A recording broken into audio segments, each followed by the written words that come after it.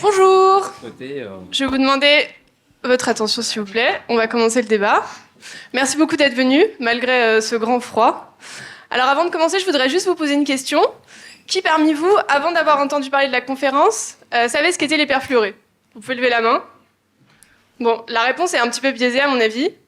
On a posé la même question parmi les centraliens, et donc l'école centrale de Lyon, et sur 400 réponses, il y a 82% des gens qui ne savaient pas du tout ce que c'était, et seulement 7% qui savaient et qui étaient sûrs. Donc je pense que vous êtes un petit peu plus au courant. Et pour tous ceux qui ne savent pas encore, je pense qu'à la fin de la conférence, vous saurez. Donc c'est un sujet qui est quand même très méconnu, et qui est pourtant assez important. Globalement, si on a vu le documentaire Vert de rage, on connaît. Et si on ne l'a pas vu, on peut avoir vu quelque chose dans les journaux, mais il y a assez peu de chances pour qu'on connaisse. Du coup, les perfluorés, qu'est-ce que c'est? Leur petit nom, c'est les per- et polyfluoroalkylés. On abrège ça en PFAS, c'est quand même plus facile. Et ce sont des composés chimiques qui ont des propriétés très pratiques. Ils sont très résistants aux chaleurs intenses et ils sont résistants à la graisse et à l'eau. Du coup, on les utilise un peu partout. Dans le textile, par exemple, pour faire des imperméabilisants. On l'utilise dans les cosmétiques, dans les poêles anti-adhésives, dans les emballages alimentaires, dans les médicaments, dans la peinture, et la liste est encore très très longue. Mais ils sont dangereux. Ils sont dangereux parce qu'ils sont invisibles, ils sont persistants, et du coup, ils s'accumulent dans l'environnement, dans les corps, et ils ne se dégradent pas. Ils sont présents dans l'eau, dans le sol, dans l'air, dans les organismes terrestres et aquatiques, et ils sont même présents dans le lait maternel et dans les œufs. Mais personne ne le sait. Une enquête a été menée par Martin Boudot à Pierre-Bénite récemment sur les rejets de l'usine Arkema, donc au sud de Lyon. Et cette enquête d'ampleur était la première en France, et elle a permis de révéler les impacts sanitaires et environnementaux des perfluorés. Et ces révélations ont permis de bousculer les législations jusqu'au sommet de l'Europe. Donc il y a enfin des choses qui vont être faites sur les normes. C'est un sujet on ne peut plus d'actualité. La semaine dernière, le plan ministériel sur les PFAS a été publié par le ministère de la Transition écologique. Et donc les objectifs sont d'imposer des normes, de soutenir une interdiction au niveau de l'Europe, de surveiller les rejets et de réduire les émissions des industriels, et enfin de rechercher systématiquement les PFAS lors de la cessation d'activité de sites industriels ayant utilisé ou produit des PFAS. Donc maintenant, je vais vous présenter nos intervenants. Donc, Madame Cécile de Laurence, qui est 13e adjointe au maire de Lyon, déléguée à la santé, la prévention et la santé environnementale depuis 2020. Elle est engagée pour réduire les inégalités sociales, territoriales et environnementales grâce à une approche holistique et One Health.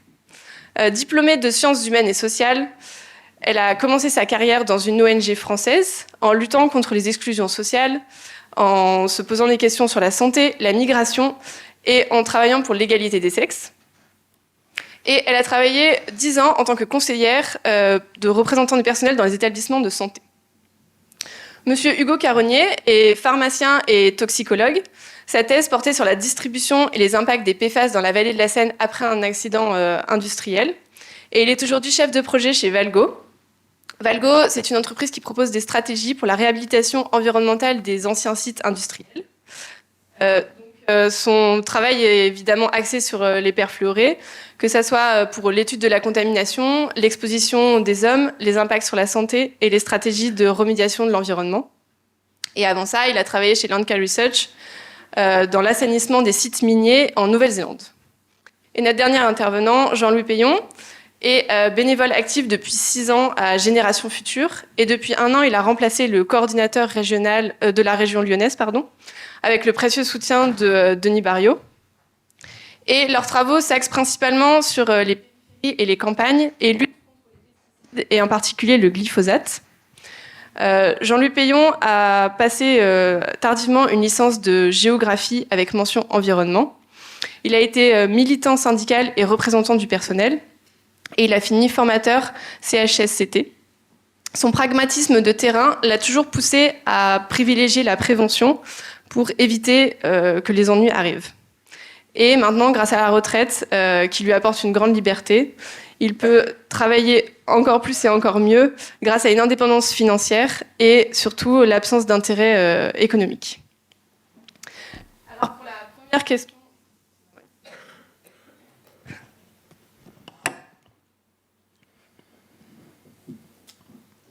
désolée.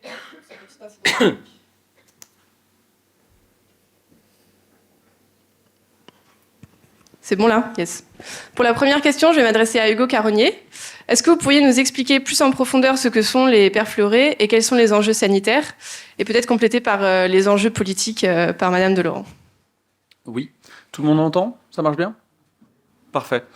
Alors, j'ai prévu un petit bout de présentation pour vous parler des PFAS. Je pense qu'on va débattre, donc n'hésitez pas à m'interrompre si je dis des choses qui vous choquent ou si vous voulez rebondir sur quelque chose. Alors, les PFAS, c'est une grande famille de contaminants environnementaux de plus de 6000 molécules. Alors aujourd'hui, on considère même qu'il y en a plus de 9000. J'ai vu une publication récente qui parlait de plus de 12 000 composés, qui sont définis par leur liaison carbone-fluor. On reviendra sur le sujet juste après. Ils sont considérés comme virtuellement non biodégradables par le CHA et, comme vous pouvez le voir ici, on a beaucoup de variabilité.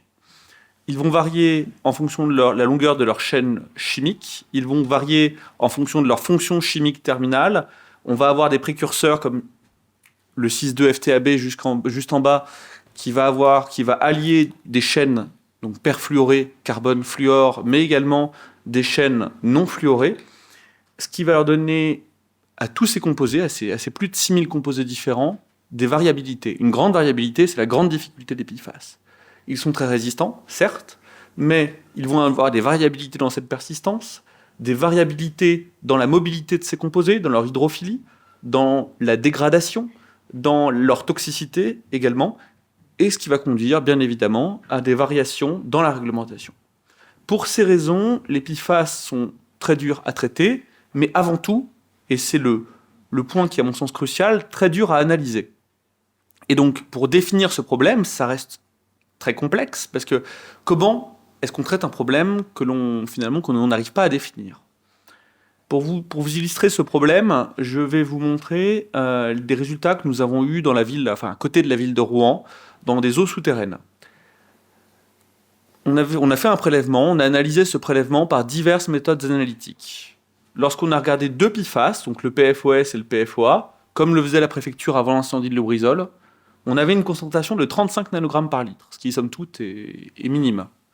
Lorsqu'on regarde la liste des vins de l'Union européenne, on passe à 142. Là, on est au-dessus des limites définies par la directive 4 sur l'eau. Lorsqu'on en regarde 200, on commence à se rapprocher de 200 nanogrammes par litre. Et lorsqu'on utilise des méthodes un peu plus intégratives, comme la CIC par exemple, la chromatographie ionique à combustion, je ne rentrerai pas dans les détails de cette méthode parce que c'est très technique, mais c'est une méthode qui nous permet de mesurer le fluor organique total, on passe à 1450. C'est-à-dire qu'en fonction de ce qu'on regarde, on peut passer à côté des PFAS. Donc, ce sont des composés très variables et des composés très difficiles à analyser. Le deuxième problème des PFAS, c'est qu'ils sont utilisés de manière ubiquiste, de manière massive dans les biens industriels. On va les retrouver dans l'électronique, dans votre téléphone portable, dans les circuits imprimés, dans les mousses anti-incendie qui vont être déployées dans les aéroports notamment, dans les crèmes solaires, les textiles, mascara, les encres, le textile, le papier, le Gore-Tex que vous portez quand vous allez faire de la randonnée, les huiles moteurs. Et parce qu'ils sont utilisés de manière massive, il va y avoir des émissions. Des émissions au droit des usines, des émissions dans les décharges, des émissions dans les eaux usées. Certaines lessives contiennent des PFAS, et donc quand vous faites votre lessive, les PFAS vont dans le réseau d'égout et vont finir par contaminer les stations d'épuration. Pour vous donner une idée, il y a une station d'épuration au bord de la Seine sur laquelle j'ai travaillé, c'est 15 kg de PFAS par jour dans la Seine.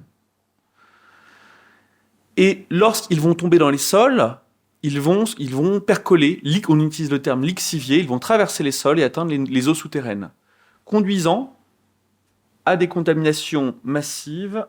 Ah, je crois qu'on a un problème, la vidéo ne passe pas. Zut. Bon, la vidéo n'est pas passée sur le transfert du diapo, mais c'est pas grave. Mais ils vont se diffuser dans les sols. C'est une petite vidéo qui était censée montrer la diffusion des PFAS dans les eaux souterraines, mais bon, ça sera pour une prochaine fois. Pour contaminer des zones très larges. Je vais vous donner l'exemple de Myténie, ça se passe en Italie du Nord, en Vénétie, entre Padoue et Vérone. La contamination des sols et la lixiviation, donc la percolation des PFAS dans le sol vers les nappes souterraines, a contaminé les eaux souterraines sur une région de 200 km². Or, les traitements usuels des eaux potables sont peu efficaces. On parle d'un taux d'abattement qui est généralement entre 30 et 50% au mieux. Et donc, les populations vont être exposées, conduisant à de multiples effets délétères sur la santé. On parle d'une toxicité hépatique, immunologique, métabolique, des troubles du développement pré- et postnatal, un effet perturbateur endocrinien, que l'on va bientôt essayer de qualifier avec Valgo. Et puis, surtout, ça favorise de nombreux cancers, notamment le rein, les testicules et le cancer du sein. Un exemple marquant pour parler de cette toxicité, je pense, ça reste la toxicité immunitaire. Une étude qui a été faite en 2011 par le professeur Grandjean a montré chez l'enfant qu'une augmentation par 2 de la concentration en PFAS dans le sang conduisait à une diminution de quasiment 50%, 49 pour être précis, des anticorps post-vaccinaux. Et donc, je pense qu'en période de vaccination Covid, c'est quelque chose qui est non négligeable. Et ça illustre bien la variabilité à la fois de toxicité de ces composés, mais aussi de dangerosité, et surtout l'enjeu de santé publique qui est majeur en ce qui concerne les PFAS. Je crois que j'ai fait le tour. Madame Delorence, est-ce que vous pourriez compléter sur les enjeux politiques qui sont liés au PFAS ? Oui, merci. Alors, je ne sais pas, vous m'entendez là ? Effectivement, donc vous avez très bien décrit, Hugo, la technique que je suis moi-même absolument incapable de décrire avec autant de précision. Et pourquoi est-ce que je vous parle, moi, là, sur ce sujet que je maîtrise d'un point de vue technique, pas du tout autant, parce que clairement, je pense que vous l'avez tous en tête, c'est étant donné les conséquences en matière de santé publique, c'est et ça doit être un enjeu politique majeur à tous les échelons. Donc à l'échelon européen, bien évidemment, à l'échelon national, et ça sera évoqué tout à l'heure avec le plan d'action ministériel, et nous, on pense que ça doit aussi être pris en charge à l'échelon local. Alors, je ne vais pas revenir sur l'ensemble des compétences d'une ville en matière de santé, mais vous le savez, la santé, d'une manière générale, est plutôt une prérogative régalienne de l'État qui gère le système de santé, etc. Donc, la question, c'est en quoi est-ce qu'une politique locale et territoriale doit se sentir concernée par ces enjeux de santé publique. Donc déjà au niveau, une collectivité, elle gère ce qu'on appelle un service communal d'hygiène et de santé, et donc elle a les pouvoirs de police du maire dans ses prérogatives, et qu'elle doit pouvoir exercer pour assurer la salubrité, l'hygiène et la santé publique de sa population. Donc elle peut prendre des arrêtés, elle peut faire des fermetures administratives de sites, elle peut gérer donc des sujets. Alors je reviens pas dans le détail de l'ensemble des sujets sur lesquels elle intervient, mais globalement, elle doit être garante de la salubrité et de la santé globale des milieux de vie dans lesquels évolue sa population. Quand on parle de milieu de vie, on parle bien sûr de l'air, on parle de l'eau, on parle de l'habitat, on parle... Donc autant de sujets qui, finalement, viennent nous percuter avec des sujets extrêmement techniques, comme sont la question des perfluorés, qui est qui n'est pas une seule molécule déjà, qui est assez diverse, mais qui est un des aspects de l'ensemble des sujets de santé-environnement qui nous préoccupent particulièrement en tant que ville, et d'autant plus en tant que exécutif écologiste qui est aujourd'hui à la tête de la ville de Lyon.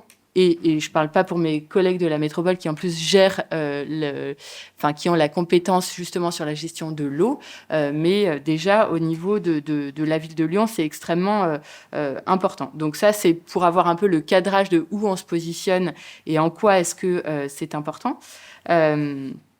Donc aujourd'hui, donc la ville, elle gère effectivement à la fois donc cette prérogative d'ensemble, on appelle ça une compétence générale en matière de santé de sa population, mais elle a également la responsabilité sur ce qu'on appelle les établissements recevant du public.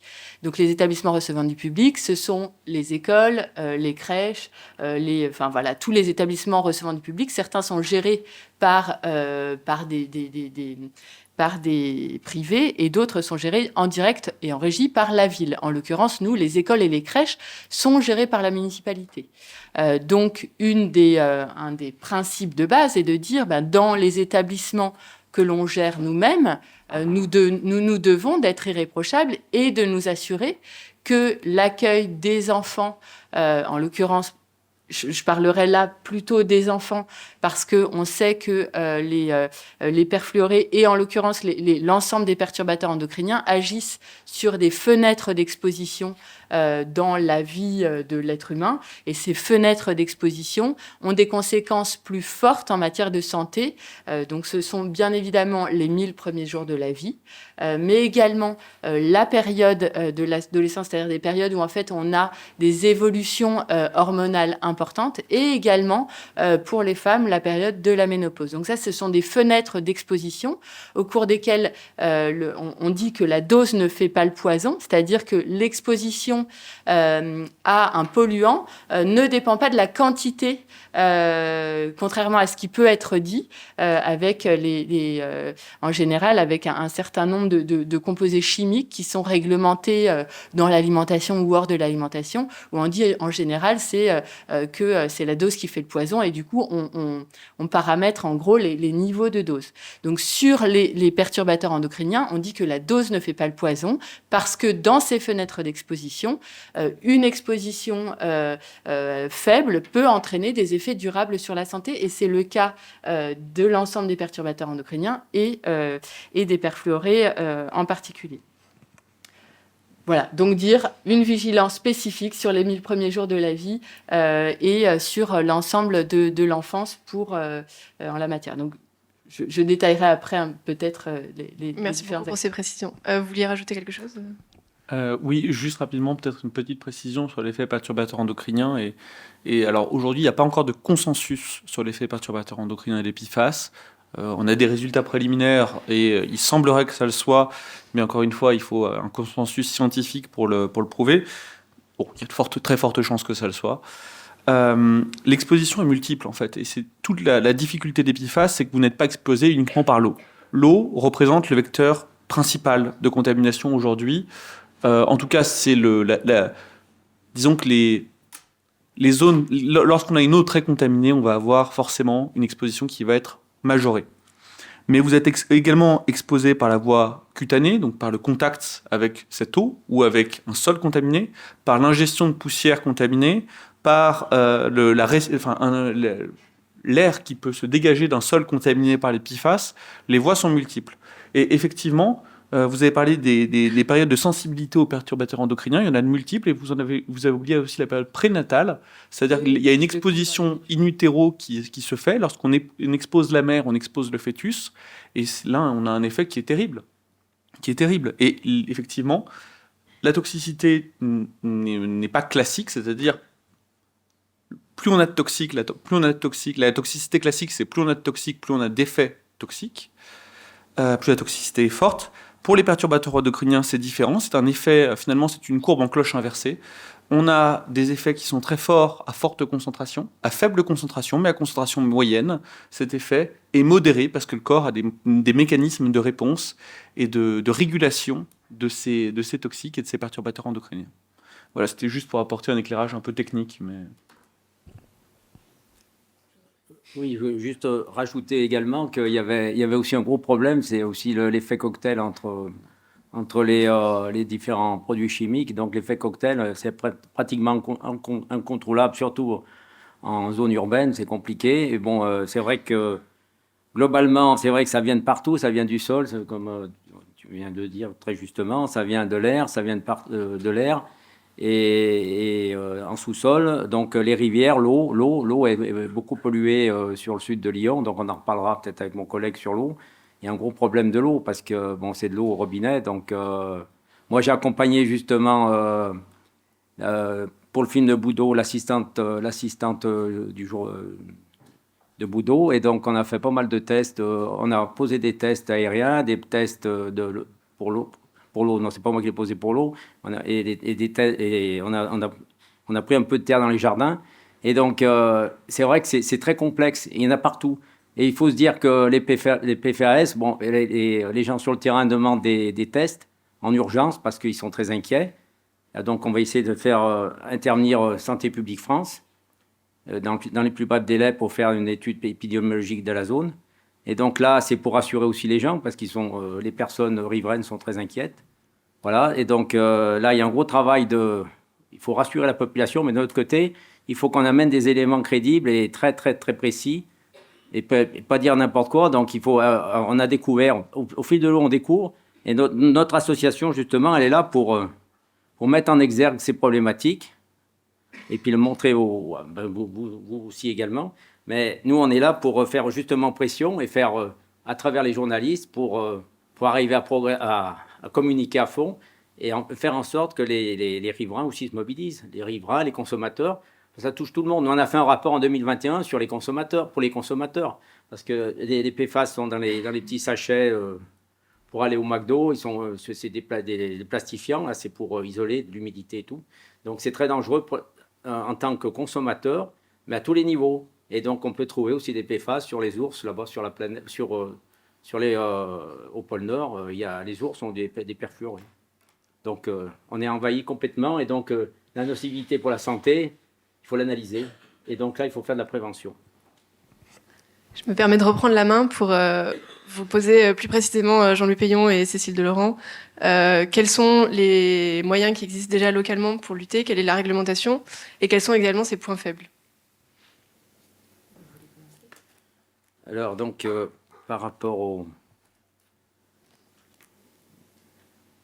à la réglementation, le problème de la réglementation, pour le moment, il n'y a pas de réglementation réelle. Il n'y a pas de réglementation réelle. Et donc, nous, en tant que génération future, on essaye de travailler à plusieurs niveaux. On essaye de travailler au niveau de REACH. REACH, c'est quoi? C'est l'Europe. Et à travers l'Europe, on a des représentants de l'association. Il y a cinq professionnels qui travaillent sans arrêt sur des dossiers, qui font des publications, des rapports justement pour essayer de faire de la communication, pour mettre en exergue les problématiques. Donc, il y a ça. Donc, il y a eu un rapport en 2021, c'est le premier rapport qu'on a essayé. On a communiqué là-dessus, justement, par rapport aux consommateurs, par rapport à l'utilisation de tout ce qui est les produits de consommation constante, surtout dans les supermarchés, partout, enfin, sauf ceux qui achètent au marché, là, il échappe. Et donc, en 2022, on a eu aussi une analyse un rapport sur la contamination des sols, de l'air et de l'eau. Voilà, à Pierre-Bénite, là, on a travaillé là-dessus avec, justement, l'assistante. Et après, par la suite, on a aussi fait un rapport très récemment, très récemment, sur l'eau, par rapport à la pollution de l'eau de surface. Et donc, il y a des chiffres qui ont été produits et on a des documents là-dessus. Et donc, voilà. Donc, voilà, on travaille à plusieurs échelles. Et au niveau de REACH, donc le problème de REACH, il essaye de cadrer les choses au mieux. Le problème, c'est le règlement a des failles, il doit être révisé parce que c'est pas tout à fait parfait. Et en plus, bon, vu qu'il y a à peu près 40 000 lobbyistes là-haut à Bruxelles, c'est compliqué. Parce que les lobbyistes reviennent toujours sur les règlements qu'on essaye de faire appliquer. Il y a un blocage permanent des États de l'UE en général, et surtout, bon, comme je viens de dire, des lobbies de la chimie. Bon, ils font tout pour repousser ces révisions. Alors aujourd'hui, GF s'est positionné bon, en faveur de la révision, évidemment, mais le problème, c'est que on essaye de tout faire pour que ça avance plus vite. Et il y a 5 pays qui sont positionnés. De notre côté, il se trouve que... Attendez, je suis désolé parce que je mélange mes fiches. Voilà. Donc, excusez-moi, je n'ai pas l'habitude de faire des conférences, hein, je vous le dis. Moi. Voilà, donc... attendez, j'ai perdu le fil conducteur. Excusez-moi. Ah oui, d'accord, ok, c'est bon. Ok, donc parce que je devais faire suivi, puis je... Ouais.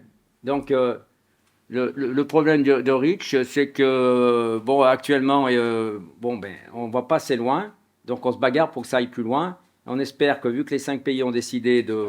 On a un peu basculé, on a essayé de basculer les choses, et donc on essaye d'évoluer on tire vers le bon sens, mais ce n'est pas suffisant, voilà, pour Rich. Peut-être en complément, hein, parce que vous avez terminé ou pas? Oui. Oui, vas-y. En complément, dire effectivement que Rich, malheureusement, on espérait une évolution là dans les temps qui viennent de cette directive qui réglemente l'ensemble des produits. Et malheureusement, cette révision a été reportée post prochaines élections européennes. Donc en fait, dépendra beaucoup aussi de ce qui sortira des élections. Donc là-dessus, il y a des enjeux politiques extrêmement forts, politiques, économiques, et je dirais même géopolitiques. Donc aujourd'hui, la révision de Rich reste avec un gros point d'interrogation. Il y a quelques avancées sur les politiques de l'État, notamment l'application de la directive dont vous avez parlé, Hugo, la directive eau potable qui est sortie en 2020 et qui doit être appliquée d'ici 2026. Aujourd'hui, en France, on n'est pas encore opérationnel pour l'appliquer, clairement.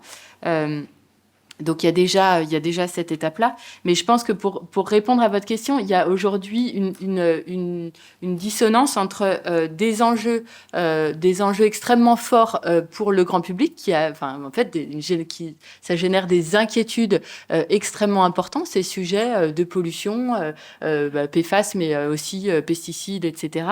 On a une réglementation qui est extrêmement faible, c'est-à-dire qu'aujourd'hui, quand on communique sur des produits qui sont sains. En fait, ils sont sains selon la réglementation en vigueur. Donc aujourd'hui, quand on parle de l'eau potable, clairement, on ne parle pas des PFAS dans l'eau potable. Voilà, donc on parle de toutes les évaluations réglementaires qui sont nécessaires, mais dont les PFAS ne font pas partie. Donc voilà, il faut aussi se rendre compte qu'il y a une dichotomie extrêmement forte entre la réglementation et les attentes de la population sur la salubrité, on va dire l'innocuité des différents milieux de vie. Donc, d'un point de vue, vous posiez la question de l'action. Alors moi, j'ai noté un peu 5 grands points, on va dire, grandes clés d'action. La première, c'est déjà d'avoir des diagnostics. Vous l'avez dit, c'est en fait, même si c'est pas obligatoire, une collectivité peut décider malgré tout de les faire.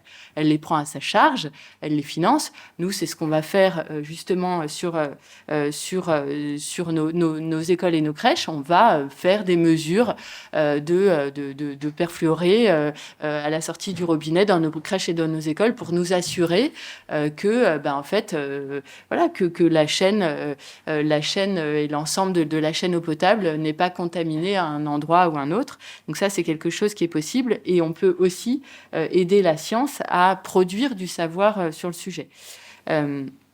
Deuxième point, c'est agir directement, c'est-à-dire, vous le disiez, c'est très compliqué parce que alors, si je parle des perturbateurs endocriniens dans leur ensemble, on en est complètement imbibé. Du coup, c'est très anxiogène pour le citoyen lambda qui se dit, en fait, du coup, il n'y a absolument aucune chance que je m'en débarrasse totalement. Donc, est-ce que ça me motive pour l'action ? Pas beaucoup. Donc, comment est-ce qu'on fait ? Nous, on s'est dit, déjà, on doit avoir une action sur les perturbateurs endocriniens dont on sait qu'il y a une action qui a des résultats. En l'occurrence, les phtalates. Alors, je suis désolée, c'est un peu connexe, mais les phtalates, qui sont présents dans les plastiques, sont des perturbateurs endocriniens, mais dont on sait que un arrêt de l'exposition a des conséquences positives sur la santé. C'est-à-dire qu'en fait, il est non permanent dans l'organisme. Donc déjà, on peut aussi se dire qu'on peut se concentrer sur un certain nombre de perturbateurs endocriniens qui sont non permanents dans l'organisme. Ça ne résout pas notre problème des perfluorés, je l'entends. Mais ça permet quand même de mettre aussi les collectivités et puis la population dans l'action sur ces sujets.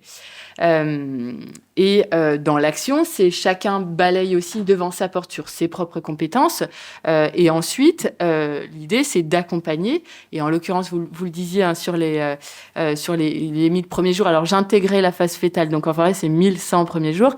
Mais nous, du coup, la prochaine étape, ça va être d'intégrer, enfin, d'associer dans le plan d'action sur les perturbateurs endocriniens qu'on a mené, d'associer les maternités, les sages-femmes, les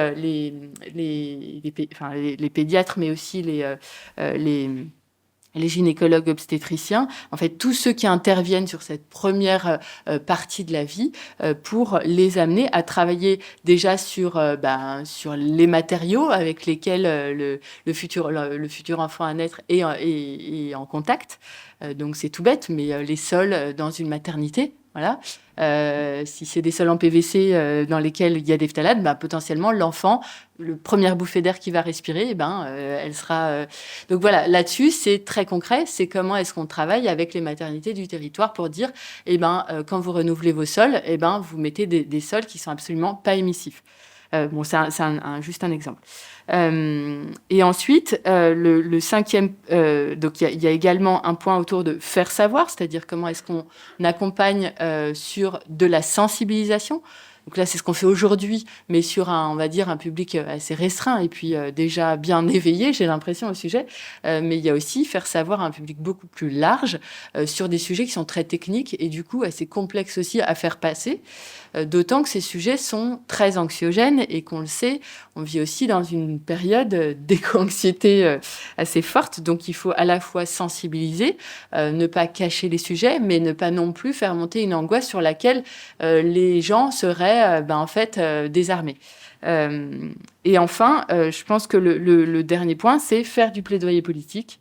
Donc là, ça rejoint aussi votre action. C'est le fait de dire, travailler avec les parlementaires au niveau national. Nous, c'est ce qu'on a fait avec des propositions d'amendements au projet de loi de finances sur la sécurité sociale, où on a proposé des amendements en mode pollueur-payeur sur justement l'ensemble des perfluorés, pour financer notamment les pratiques de prévention, etc. Mais c'est ce qu'on fait aussi avec les parlementaires européens justement pour taxer, en fait, en tout cas, c'est une des entrées qu'on avait proposées. Je rebondis, j'en profite juste quelques secondes sur la réglementation. Effectivement, il y a REACH, qui a un gros trou dans la raquette, qui commence à titre personnel, et aussi pour apporter un contre-discours peut-être un peu industriel, qui commence à évoluer. Disons que pourquoi les PFAS sont restés finalement peu étudiés en Europe pendant si longtemps, c'était pour une raison très simple. C'est que REACH, il y avait une obligation de déclaration au protocole REACH jusqu'en 2018 pour les produits qui étaient fabriqués, importés ou utilisés à plus de 100 tonnes par an. Or, les PFAS étaient utilisés à hauteur de quelques tonnes par an, parce qu'ils sont justement très efficaces.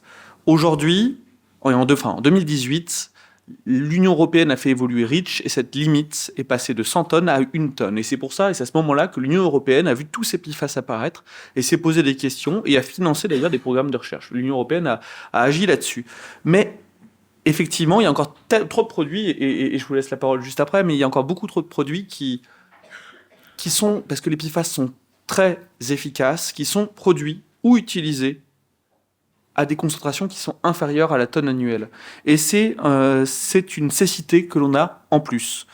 Et après, juste pour une petite précision, il y a d'autres réglementations. Il y a la directive EQS pour les eaux de surface qui est rentrée en application. Et il y a bien évidemment le règlement POP européen, qui est la retranscription du cadre européen de la Convention de Stockholm, qui interdit 3 PFAS pour le moment. Et effectivement, il y a cette proposition de faire rentrer plus de PFAS dans cette Convention de Stockholm, qui est portée notamment par l'Allemagne, les Pays-Bas, les pays nordiques. La France, dans son plan d'action, vient d'affirmer son soutien à cette mesure-là. Mais encore une fois, ce n'est pas encore fait.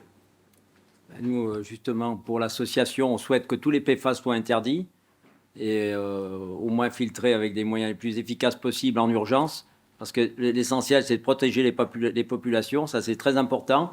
Donc on axe une prévention immédiate, et c'est bien. C'est vrai qu'il faut reconnaître qu'il y en a qui sont plus disons, touchés que les autres, les petits, c'est comme les problèmes des glyphosates à la campagne. On a travaillé beaucoup sur les glyphosates et donc on s'aperçoit que c'est les enfants les plus touchés ou les femmes enceintes.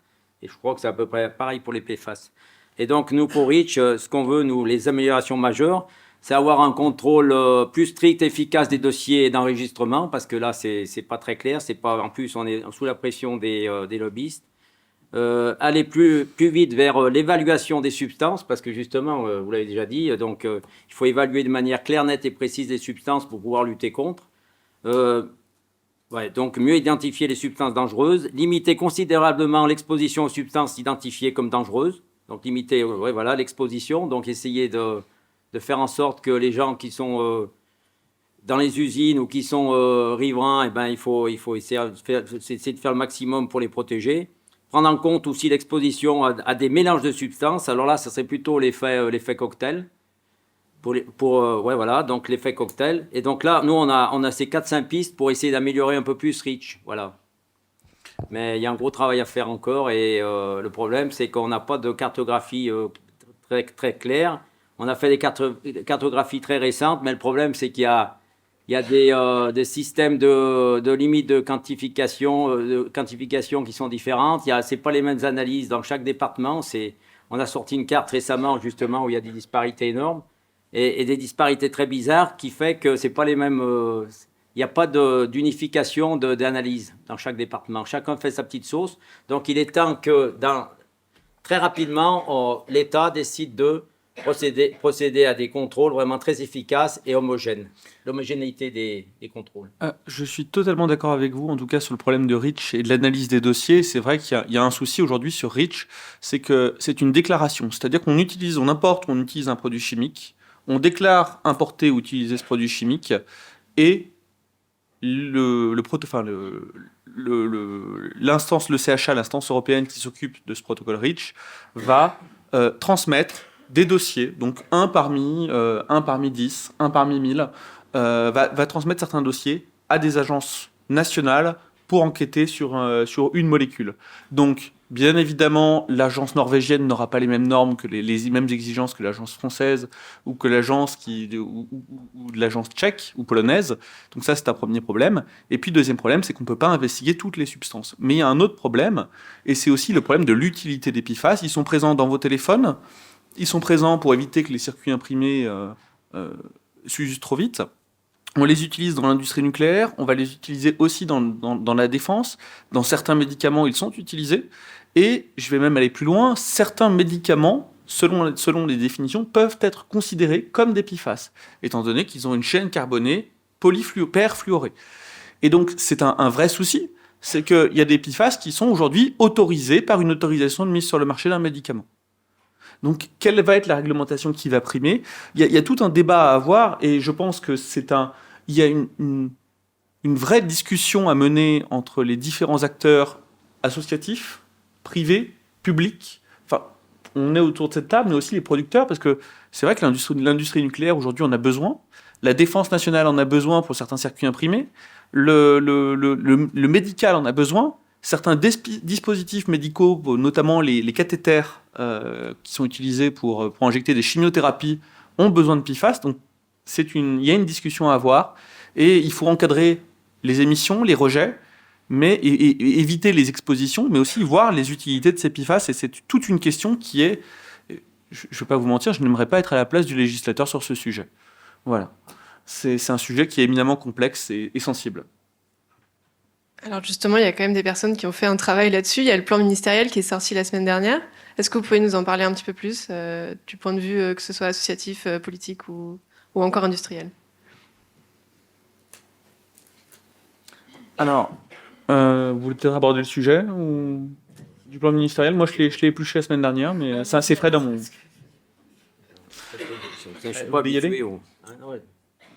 Le plan ministériel, c'est un... Je vais vous dire bon, nous, par rapport au plan d'action du gouvernement sur les PFAS, pour nous, pour Génération Future, le point positif, donc la France soutient la proposition de restriction de la production et d'usage des PFAS déposée par 5 pays européens de l'ECHA. L'ECHA, c'est l'Agence européenne des produits chimiques, ok.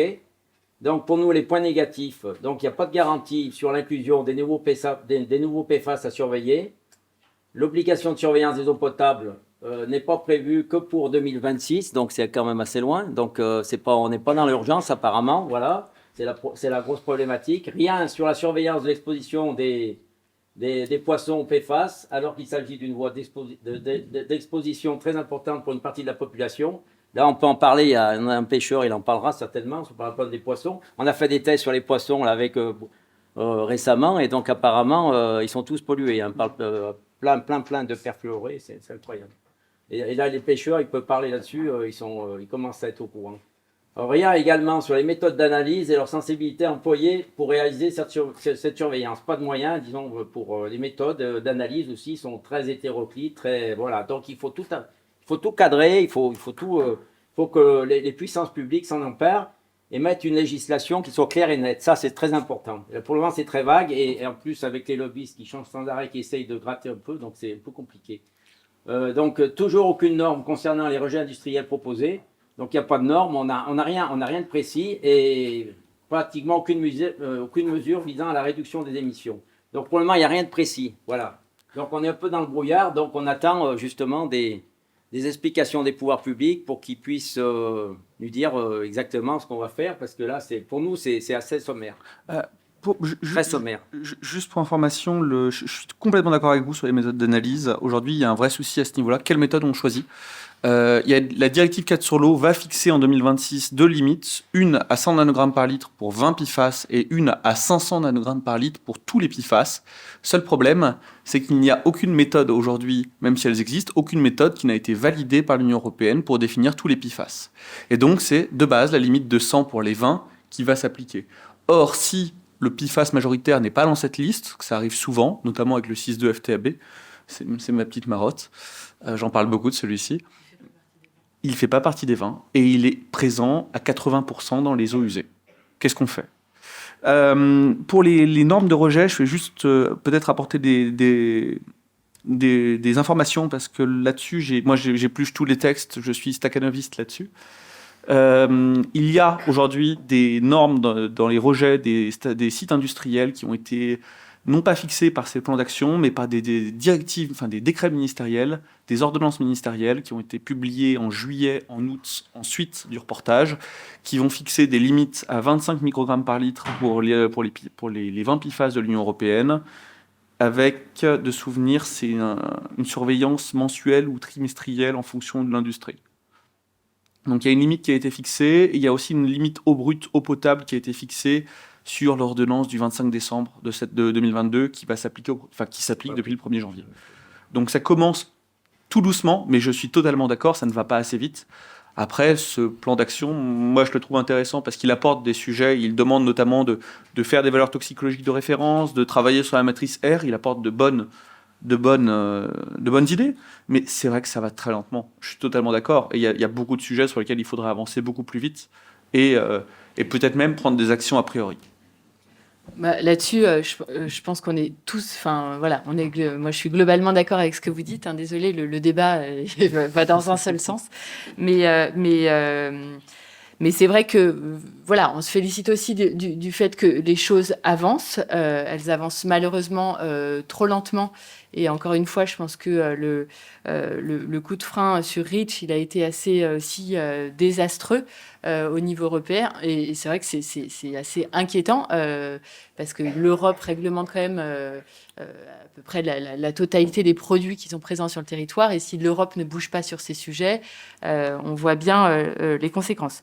En matière enfin voilà, la proposition qui est faite, donc je rejoins ce que vous disiez, c'est-à-dire que elle est intéressante, mais elle va pas au bout. Clairement, elle permettra pas de traiter l'ensemble du sujet. Par ailleurs, on en a déjà, mais on en aura aussi des problématiques très pratico-pratiques d'application. C'est-à-dire que typiquement, nous, là, on a anticipé la directive pour mettre en place des évaluations au robinet de certains PFAS. En fait, clairement, il n'y a pas de marché. Il y a très peu de prestataires qui permettent de faire... Enfin, les laboratoires se comptent sur les doigts d'une main. Non, j'exagère Et un c'est petit peu, cher. mais en fait, il n'y a pas le business encore qui est en place pour faire ce travail d'étude parce que la réglementation n'existe pas. Donc, quelque part, même si on voulait aller beaucoup plus vite, je ne sais pas si on ne serait pas rattrapé aussi par ce principe de réalité qui fait que le temps que les réactifs soient créés au niveau d'un laboratoire, etc., que l'offre de marché soit disponible, qu'une administration fasse son offre publique d'achat, parce que vous savez comment fonctionnent les administrations et que c'est long. Et c'est pas pour trouver des excuses, hein. C'est juste que je pense que ce qui est vrai, c'est qu'on inscrit les choses dans du temps long et que sur des sujets aussi majeurs, malheureusement, je pense qu'il faut, il faut aussi sortir et je reviens à ce que vous disiez tout à l'heure, c'est-à-dire que le rapport de causalité entre la démonstration scientifique que tel produit a telle conséquence en matière de santé.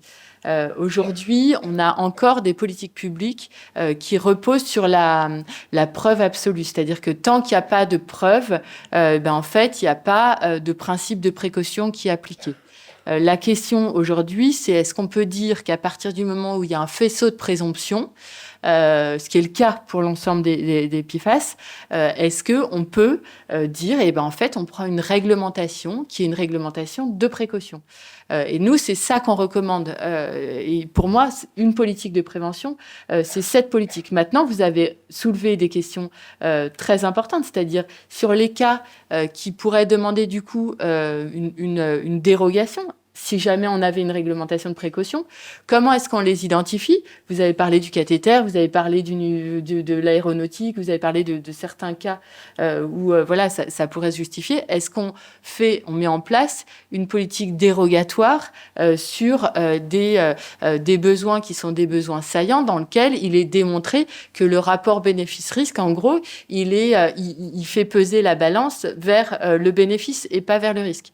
C'est moins le cas, par exemple, c'est moins le cas, j'en sais rien en fait, hein, mais sur les retardateurs de flammes bromées, par exemple, l'ensemble des matelas sur lesquels vous dormez sont bourrés de perturbateurs endocriniens. Ce sont des retardateurs de flammes qui agissent comme un perturbateur endocrinien, mais qui permettent que, si jamais vous endormez avec votre cigarette qui permet que votre matelas ne prenne pas feu. Donc les pompiers font un lobby actif pour dire on en a besoin et en même temps, en fait, il y a une imprégnation lente de l'ensemble des corps de la population sur ces retardateurs de flammes.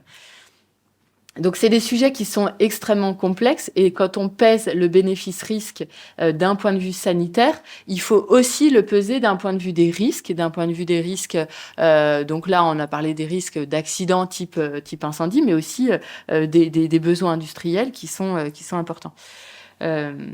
Voilà. Justement, le problème, c'est que ce qui inquiète beaucoup les riverains, parce qu'on est on vit un peu sur le terrain, on voit les choses, et donc on n'est pas c'est pas du temps long comme les décisions économiques et décisions politiques et économiques, c'est pas du temps long qu'il nous faut, c'est aussi une pratique de prévention immédiate et de précaution, principe de précaution.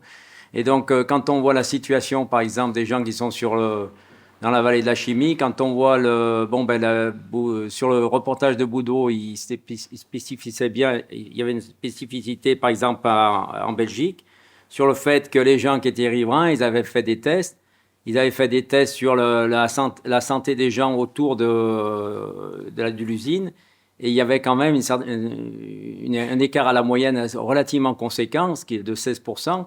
Ce qui veut dire que tous les gens qui habitaient à côté de l'usine, ils avaient quand même une vie écourtée. 16% des gens avaient une vie écourtée. Ce qui veut dire qu'il y avait 400 personnes sur 20 qui mouraient bien plus tôt par effet de pollution des perfluorés. Donc c'est quand même une réalité. Et ces réalités, il faut les appréhender de manière claire, nette et précise. On est dans l'urgence parce qu'il faut protéger quand même les vies humaines autour. La précaution, les enfants aussi, c'est encore plus précieux parce qu'ils sont plus touchés que les autres. Donc on a besoin nous, les associations, de se battre pour qu'il y ait une clarté le plus rapidement possible. On n'est pas dans le temps long, on est dans l'urgence pour essayer d'intervenir le plus rapidement possible pour agir. Il faut agir. Et nous, on a la pression aussi des riverains pour l'action. Alors c'est vrai qu'il faut travailler là-dessus, faire des ateliers, faire des tas de choses pour essayer de trouver des solutions. Et c'est vrai que l'économie, elle va pas changer par un coup de baguette magique. On va arrêter les énergies fossiles, on va arrêter les polymères, on va tout arrêter, on va arrêter les perfluorés. Ça va pas s'arrêter en 5 minutes, mais il y a quand même des précautions à prendre. Surtout, le grand dilemme de la vallée de la Chimie, c'est que tout autour, il y a une urbanisation de plus en plus présente, qui a des dangers vraiment éminents et graves. Et donc, il faut prendre des décisions. Et ça, c'est quand même les décideurs politiques qui doivent prendre conscience de ces urgences. On n'est plus dans le temps long, on est dans l'urgence quand même. Quand on voit ce qui s'est passé à Toulouse, c'est quand même inquiétant, ou ce qui s'est passé à Rouen ou ailleurs.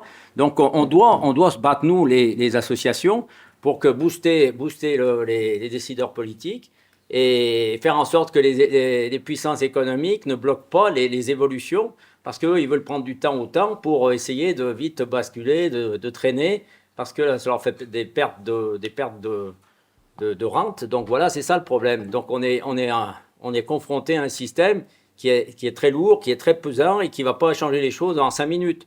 Mais là, le problème, c'est qu'aussi, nous, il faut qu'on soit aidés par les riverains, par toutes les personnes, les citoyens, qu'il y ait un mouvement de masse qui se mobilise pour changer plus rapidement les choses. S'il n'y a pas de force, ça ne changera pas du jour au lendemain, ça c'est sûr. Donc il faut mobiliser ces gens-là, mais actuellement on a tellement des sujets prégnants, en sachant que, il faut dire, il y a aussi des problèmes sociaux, il y a des problèmes d'inflation, il y a des problèmes très urgents, et puis par coïncidence, tous les gens qui sont les plus disons, en danger, souvent des classes populaires, hein, surtout dans la région, par exemple, de la vallée de la Chimie. Donc, ça fait un peu la double peine, quoi. Il y a la pauvreté, plus des salaires difficiles, des petits salaires, des conditions de travail difficiles. Ils arrivent chez eux, ils sont pollués. Donc, je ne dirais pas que c'est la triple peine, mais c'est un peu ça. Donc, c'est vrai qu'il y a quand même un gros travail à faire d'urgence pour essayer de protéger ces populations. J'ai une question pour vous, Céline, sur ce sujet-là. Vous m'avez fait penser à quelque chose, et c'est vrai que les populations qui généralement travaillent dans ces usines sont exposées lorsqu'elles travaillent. Généralement, elles habitent à côté de leur lieu de travail. Les usines sont implantées dans des zones plutôt populaires, et c'est vrai qu'on a une implantation urbanistique qui est très proche de ces usines, et c'est normal. Quand on regarde, moi j'ai beaucoup travaillé sur la vallée de la Seine, donc Rouen, Petit-Couronne, Normandie Logistique. Et donc, vraiment, il y a des habitations qui sont à côté de Lubrizol Normandie Logistique. C'est une réalité, et c'est une question que je voulais vous poser. Est-ce que vous ne pensez pas qu'il y a quelque part une réflexion à mener quand on réfléchit l'urbanisme d'une ville, réfléchir à l'urbanisme pour éviter d'augmenter les risques qui sont déjà malheureusement si présents? Je pense que, par exemple, en Allemagne, ils arrivent mieux à réfléchir peut-être à l'environnement. Il y a peut-être moins de soucis, par exemple, par rapport à la gestion des villes, par rapport... il y a plus de prévenance. Il me semble qu'en France, on laisse faire, au fil de l'eau, au fil des années, on laisse construire. C'est un peu anarchique. C'est plus anarchique dans le sud que peut-être encore qu'en Belgique, c'est pareil. C'est surtout à côté des usines. Mais la ville de Lyon, c'est quand même un problème, hein, sur la proximité. Et le problème, c'est que maintenant, c'est des zones létales. Saint-Fond, ça fait quelques décennies c'est pas des décennies, c'est 50-60 ans que les gens sont pollués quand même. Donc les sols sont imbibés de perfluorés. Et donc c'est très problématique, et on s'en est pas rendu compte. Pourquoi? Parce que, comme vous le disiez en début, c'est qu'on connaissait pas vraiment les méfaits des perfluorés. On le connaît de plus en plus parce qu'il y en a qui ont vu peut-être le film américain. Ça y est, j'ai perdu le nom. Dark Waters, voilà. Dark Waters, c'est le déclencheur, ça, Dark Waters. Donc, c'est le déclencheur. Après, il y a eu Boudot a réagi par rapport à ça. Et on s'est mobilisé. Mais sinon, sinon, on en serait encore là. Et les politiques urbaines, elles essayent de faire tant bien que mal. Et moi, je poserais une question, justement, par rapport aux politiques urbaines. Il y a des projets, par exemple, à La Saulaie. Qu'est-ce qu'on fait à La Saulaie? On va construire quelque chose d'extraordinaire, un quartier extraordinaire, mais comment on fait pour enclencher un processus peut-être de délocalisation, ça c'est relativement radical, ou au moins filtrer toutes les pollutions, parce que c'est quand même assez grave d'implanter une zone très active à côté d'un centre qui pollue beaucoup. On se pose beaucoup de questions là-dessus. Enfin, c'est une question que je peux poser. Alors, je vais du coup répondre sur ce que je peux répondre, c'est-à-dire sur Lyon. Ça, c'est sûr que... Sur Lyon, mais les questions que vous soulevez, elles sont importantes. C'est-à-dire que effectivement, la double peine, la triple peine, en fait, les inégalités sociales et territoriales de santé, elles sont valables sur l'accès aux soins, sur la santé en général, mais elles sont aussi valables sur la santé environnementale. C'est-à-dire que c'est extrêmement documenté que les populations les plus précaires sont aussi les populations qui sont les plus proches des axes routiers, les plus proches des grosses industries et sont aussi les plus exposées à des déterminants environnementaux de la santé. Et malheureusement, voilà, donc sont aussi...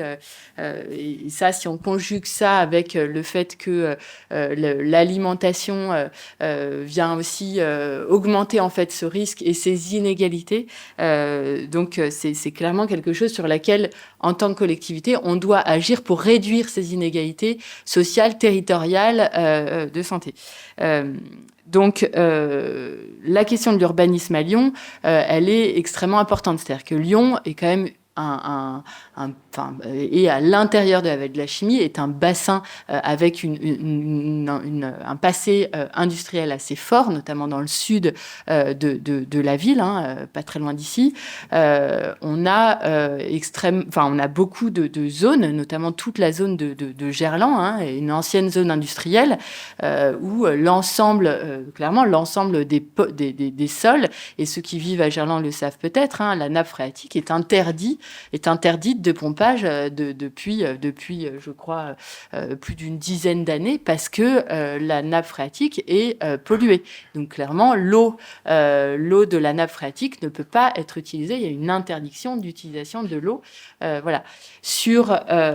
Pour autant, vous voyez, ça construit dans tous les sens à Gerland et sur Lyon, il y a effectivement beaucoup de projets immobiliers parce que on a aussi une contrainte de loger du monde, d'augmenter le capacitaire sur l'habitat, en gardant bien sûr une ville respirable, des arbres, etc. Mais je ne vais pas sur ce volet-là, qui n'est pas forcément le sujet du jour.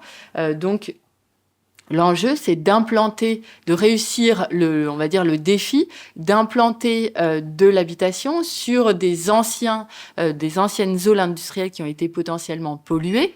Donc, à la fois de faire valoir les droits à la dépollution, d'une part, mais aussi d'implanter, d'urbaniser, mais en contrôlant régulièrement. Pour ça, il y a le nouveau plan de protection de l'atmosphère, le PPA, qui a été révisé là et qui est sorti en novembre dernier, qui prévoit que, par exemple, certaines zones, notamment les zones en forte proximité des grands axes routiers, dans lesquels il y a une pollution de l'air ambiant qui est plus importante, ne doivent pas voir s'installer ce qu'on appelle les ERP, les établissements recevant du public vulnérable, par exemple. On n'est pas censé construire des crèches et des écoles à proximité d'une zone de grand trafic.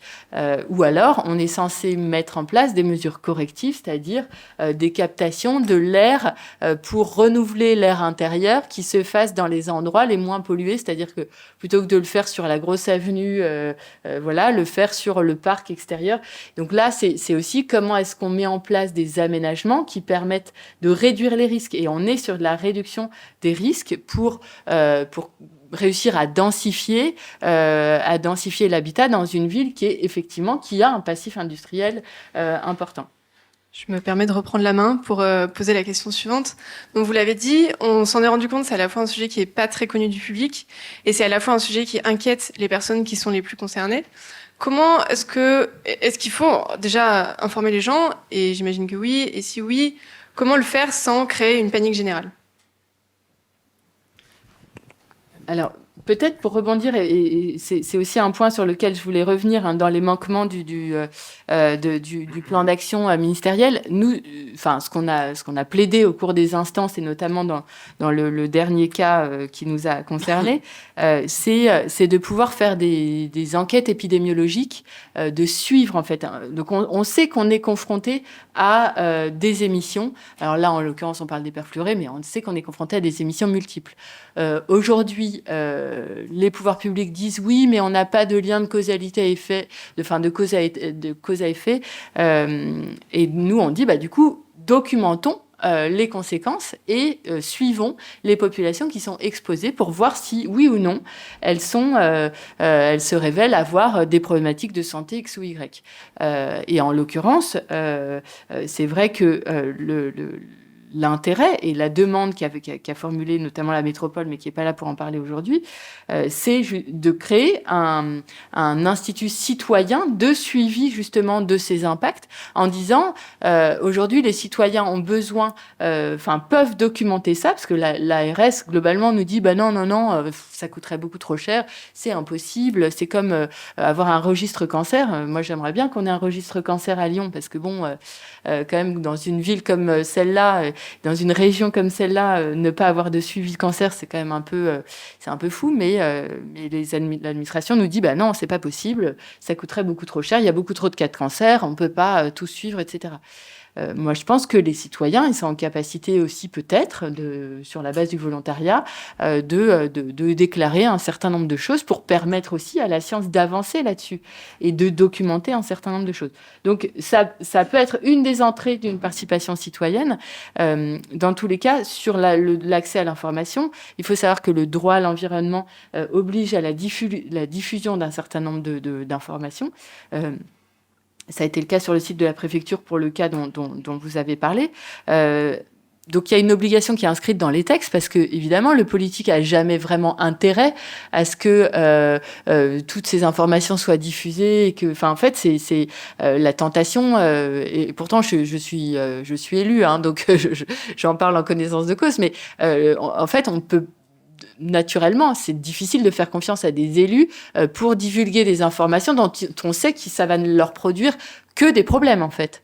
Donc, le droit à l'environnement l'a inscrit dans les textes pour dire, en fait, il y a une obligation de transmission de ces informations.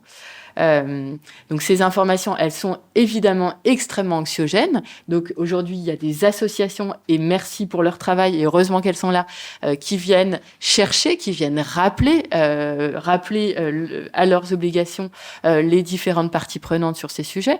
Et il y a après un autre devoir qui est celui d'accompagner l'information et de rassurer. Et pour ça, avoir des politiques, mais aussi des industriels, mais aussi des acteurs privés qui sont responsables. Et ça, c'est un autre sujet. C'est vrai qu'il y a un gros travail d'alerte et puis de conscientisation de toutes les personnes qui sont riverains, parce que les gens ne savent pas souvent. On voit bien, on découvre des produits. Moi, je connais depuis longtemps la région. On allait faire des footings là-bas. On faisait des semi-marathons à Pierre-Bénite. On était légèrement inquiets, mais on ne se posait pas trop la question. Donc, maintenant, on prend conscience parce qu'il y a eu des films, il y a eu des documentaires.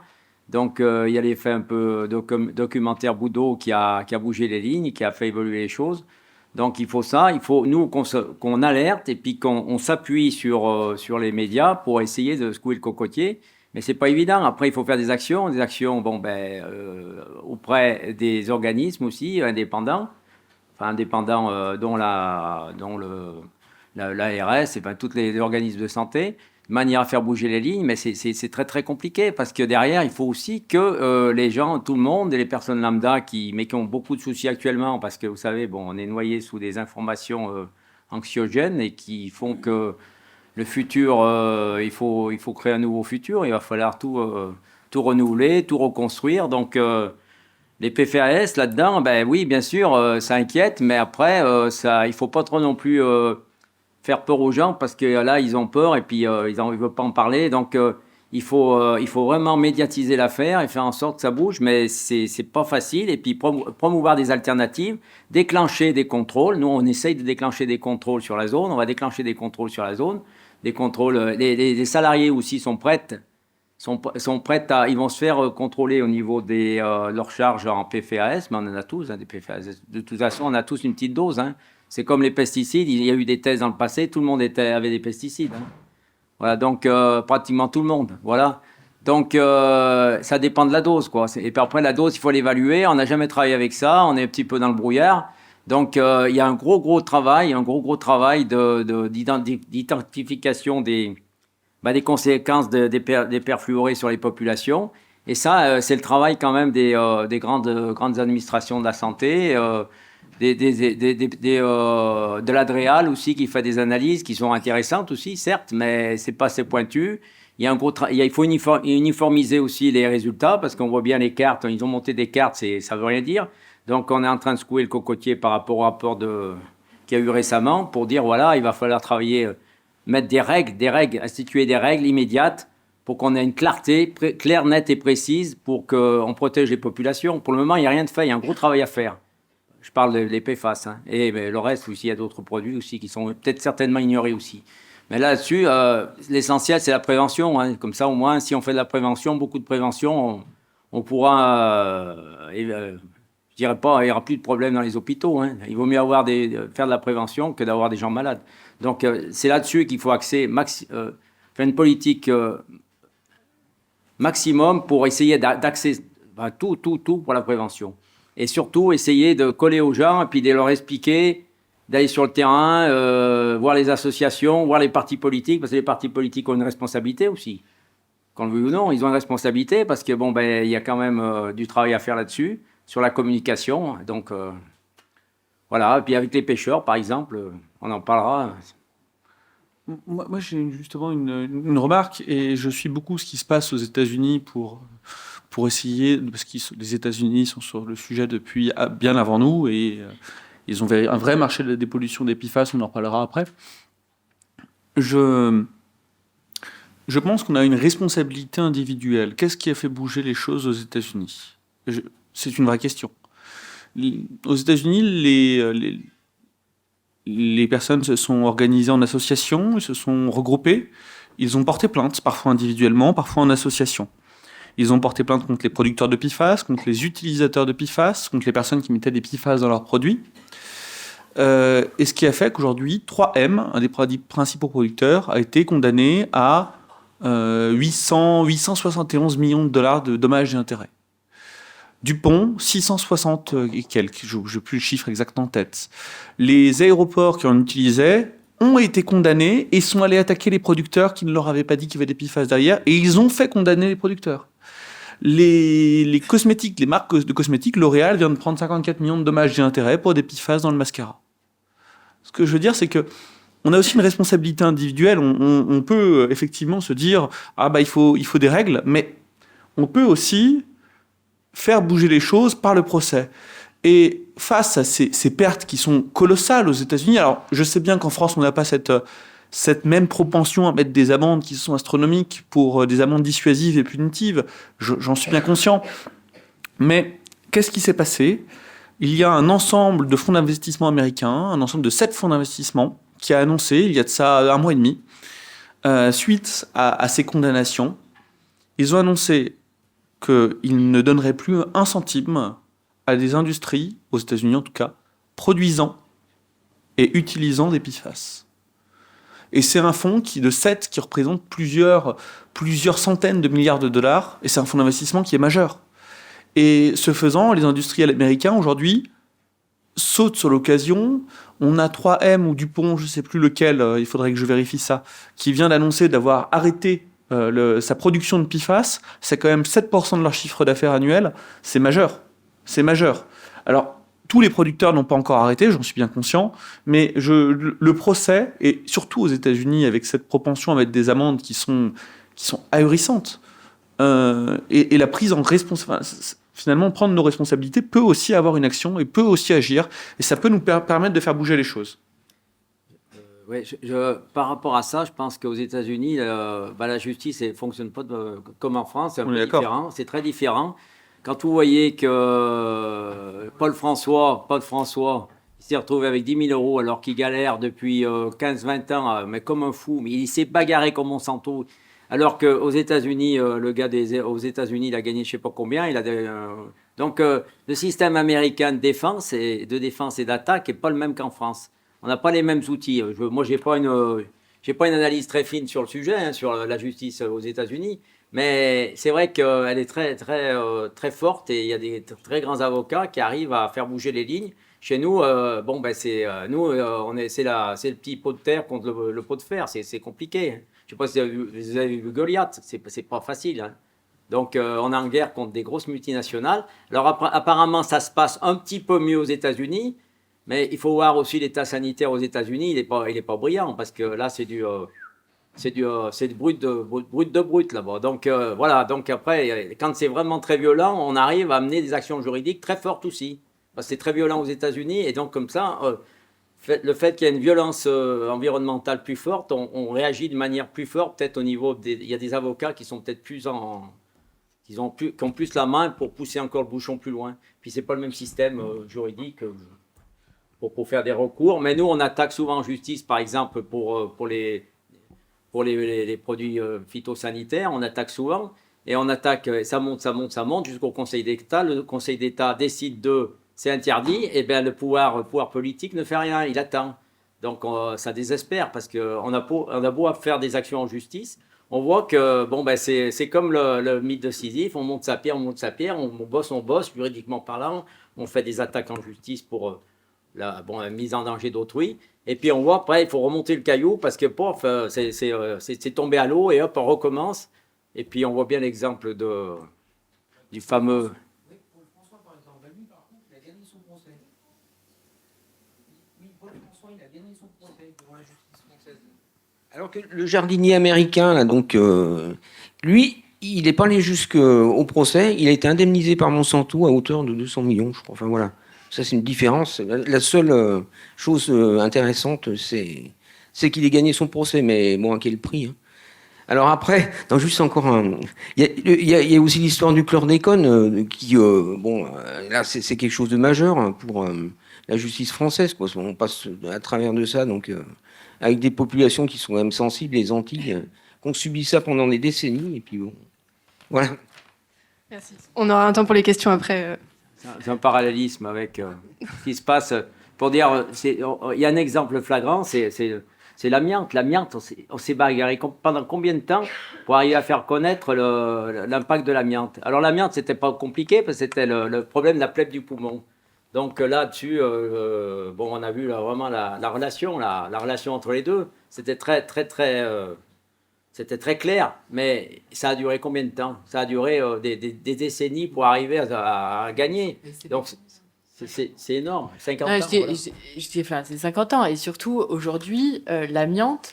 Il y en a encore. Mais il y en a encore plein partout. Je me permets de vous couper. Voilà. On s'éloigne un petit peu du sujet. On dérive un peu, mais Je vais me c'est pour dire que les PFAS, on n'a pas gagné et c'est encore plus compliqué. Donc, c'est pas pour désespérer, mais. Juste si vous me permettez une petite incise pour conclure sur ce sujet, c'est dire effectivement, je pense que les actions individuelles peuvent avoir du poids, même si elles sont très coûteuses, etc. Faire jurisprudence en France, c'est plutôt la voie qui est utilisée. Ça fonctionne, avec un fort investissement, certes. Derrière, par contre, je pense qu'il faut vraiment réfléchir à quels sont les process de remplacement, et ça va aussi faire le lien avec la suite, parce qu'aux États-Unis, on sait bien aussi que quand il y a une indemnisation, derrière, l'industrie va s'adapter en changeant un petit peu sa molécule pour permettre de toujours répondre à ses besoins industriels en restant en fait dans les canons de ce qui a été décidé par la juridiction. Donc c'est aussi extrêmement compliqué. Et c'est valable pour toutes les molécules chimiques qui sont utilisées sur le grand public. C'est aussi valable en fait, toutes les molécules qui sont, je pense aussi aux drogues, hein, de la même manière, j'interviens aussi pas mal sur les questions d'addiction. De la même manière, quand il y a une molécule qui est interdite en Europe, il change un tout petit peu la molécule, qui a un effet à peu près similaire, mais un petit peu, et qui tout d'un coup vient inonder le marché européen. Donc en fait, il ne faut pas être dupe non plus sur le fait que quelque part, c'est la consommation qui va créer le produit, et c'est la sensibilisation des consommateurs qui est aussi également très importante. Donc la réflexion un peu plus globale sur les modes de vie et les modes de consommation, elle doit être menée en parallèle. Et si elle n'est pas menée sur les habitudes de vie et de consommation, en fait, on va systématiquement un peu repousser reculer pour mieux sauter. Alors, je crois qu'on est tous d'accord ici pour dire qu'il faut supprimer les PFAS. Mais du coup, ça implique deux choses. Déjà, dépolluer tous les environnements et ensuite les remplacer sur les marchés. Est-ce que vous pouvez nous parler des solutions qui sont alternatives, qui sont mises en place pour ces deux problématiques? C'est le retour de ma petite présentation. Alors, Effectivement, Valgo, c'est une société qui fait de la réhabilitation environnementale et on a fait beaucoup de dépollution. On est intervenu sur Lubrizol notamment, on a été mandaté par la préfecture pour stocker et traiter 10 000 m3 d'eau contaminée ensuite de l'incendie. On a beaucoup réfléchi à ce sujet-là, on a fait beaucoup de recherche et développement, et je vais vous présenter un petit peu ce qui se fait et ce qui se fait et ce que l'on souhaite faire à l'avenir. Alors, déjà la première chose, je reprends juste mon écran parce que je le vois très mal, j'en suis désolé. Donc, il y a deux actions. Un, traiter les PFAS qui sont déjà présentes dans l'environnement, et deux, remplacer les PFAS pour éviter de les mettre dans l'environnement. C'est les deux actions à mener simultanément. Une action politique, par le biais de REACH, on en a parlé, mais par le biais aussi, peut-être, je l'espère, d'autres structures à terme, et éviter et traiter les contaminations existantes. Aujourd'hui, il existe des méthodes pour traiter les PFAS dans les sols, dans les eaux. On utilise des filtrations par charbon actif, par résine échangeuse d'ions. Pour le sol, c'est de la désorption thermique ou du lavage de sol, mais c'est des méthodes qui sont très chères, malheureusement. On essaie d'en proposer. Le gros problème, c'est qu'au regard de la réglementation PFAS, souvent la mise en décharge est moins chère que le traitement. Donc les industriels hésitent à dépolluer les PFAS. Ça, c'est un vrai souci. Mais surtout, qu'est-ce qu'on en fait ? Qu'est-ce qu'on en fait derrière ? Parce que ces PFAS sont très durs à dégrader. Alors, jusqu'à présent, on nous disait, même dans le rapport du ministère, dans son plan d'action, on parle de dégradation thermique. Alors, une simple recherche bibliographique vous permet de voir que la dégradation thermique des PFAS, je vous enverrai l'article si ça vous intéresse, elle est incomplète. Même à 1200 degrés, donc déjà il y a un coût énergétique conséquent, surtout en ce moment, ça demande une grosse quantité de gaz pour atteindre cette température-là, mais même à 1200 degrés, on a dégradation incomplète des PFAS, la mise en place, la création de PFAS volatiles et la création d'un gaz de combat, C4F8, perfluoroisobutylène, qui est 10 fois plus toxique que le phosgène. C'est pour ça que l'armée américaine a interdit la combustion des déchets contenant des PFAS. C'est qu'aux États-Unis, donc l'Illinois vient de l'interdire, le Michigan ne va pas tarder. Ça commence tout doucement à être interdit aux États-Unis. Donc, comment est-ce qu'on fait ? De plus, les traitements existants ont des points positifs et des points négatifs. Je ne vais pas rentrer dans les détails, mais ils n'ont pas tous à être utilisés de la même manière. Donc, c'est là où intervient la recherche et développement. Il y a différentes méthodes qui sont en cours de développement pour traiter les PFAS. Les réacteurs à plasma, c'est compliqué à mettre en œuvre. La sonolyse, on y travaille. On va voir ce que ça donne bientôt avec les équipes de Valgo, avec le CEA, donc le Centre de l'énergie atomique. On va essayer la sonolyse pour voir si ça marche. L'oxydation et la réduction avancée, c'était une méthode qui a été vendue par les Américains, notamment par... j'ai complètement oublié leur nom. Ah, c'est pas grave. C'est mieux que je ne les cite pas dans ce genre de conférence. Mais on observe à chaque fois la même chose, une dégradation des composés à chaîne longue aux composés à chaîne courte, et ça ne règle pas le problème. Et donc là viennent d'autres méthodes un petit peu plus innovantes, des brevets qui ont été posés. Alors c'est le moment où je me vante un petit peu et les mérites de ma société. On a réussi à déposer un brevet le 28 novembre pour un traitement de foam fractionation avec un beau taux d'abattement dans les PFAS dans les eaux. Donc on en est très fiers. Donc c'est un additif que l'on rajoute qui a la capacité de faire de la mousse et de capturer les PFAS, et on augmente le taux de traitement. Par exemple, pour le PFOS, on le passe de 8% à 99% de taux d'abattement. C'est majeur. Ça a été mis à jour pendant ma thèse, donc j'en suis super fier. Donc j'ai un grand sourire quand je vous en parle. Donc je me sentais un petit peu forcé. Et puis, le remplacement des PFAS. Le remplacement des PFAS, effectivement, il y a ce changement de molécule qui pose problème. Ça a été le cas pour les mousses anti-incendie. Les mousses anti-incendie sont utilisées depuis les années 70, donc elles étaient riches en PFOS et en PFOA. Dans les années 2000, premier projet Darkwaters, on se rend compte qu'on commence à avoir des publications scientifiques qui montrent les effets délétères des PFAS. Qu'est-ce que font les industriels avant même que le procès ait eu lieu ? Avant même que la justice ne soit saisie, ils avaient déjà remplacé le PFOS et le PFOA par des composés à chaîne plus courte, 4, 5, 6 carbones au lieu d'en avoir 8, pour pas rentrer dans la législation. Et ce qui s'est passé, c'est que les industriels américains ont suivi ce qui s'appelait le PFOA Stewardship Program, donc un programme qui était là pour arrêter l'utilisation des PFAS, sans aucun souci. En 2010, rebelote, ils se rendent compte que l'administration américaine va interdire les PFAS à chaîne courte. Qu'est-ce qu'ils ont fait? Ils se sont faire des précurseurs, donc c'est-à-dire que c'est des composés plus complexes, avec des fragilités, et qui vont, quand ils vont se dégrader, redonner les PFAS initiaux. Alors, vu qu'on va vers une interdiction totale, aujourd'hui on commence à avoir des recherches sur des substitutifs, et on a vu apparaître les premières mousses anti-incendie PFAS free. Mais on est en 2020, et c'est un sujet qu'on traîne depuis les années 70, avec des premiers remplacements qui ont eu lieu dans les années 2000. Donc il y a vraiment une question sur ce remplacement, un encadrement de ces remplacements à avoir. Et puis la deuxième question, c'est le coût du remplacement. Parce que, je vous ai dit, on met des PFAS dans vos téléphones portables pour éviter que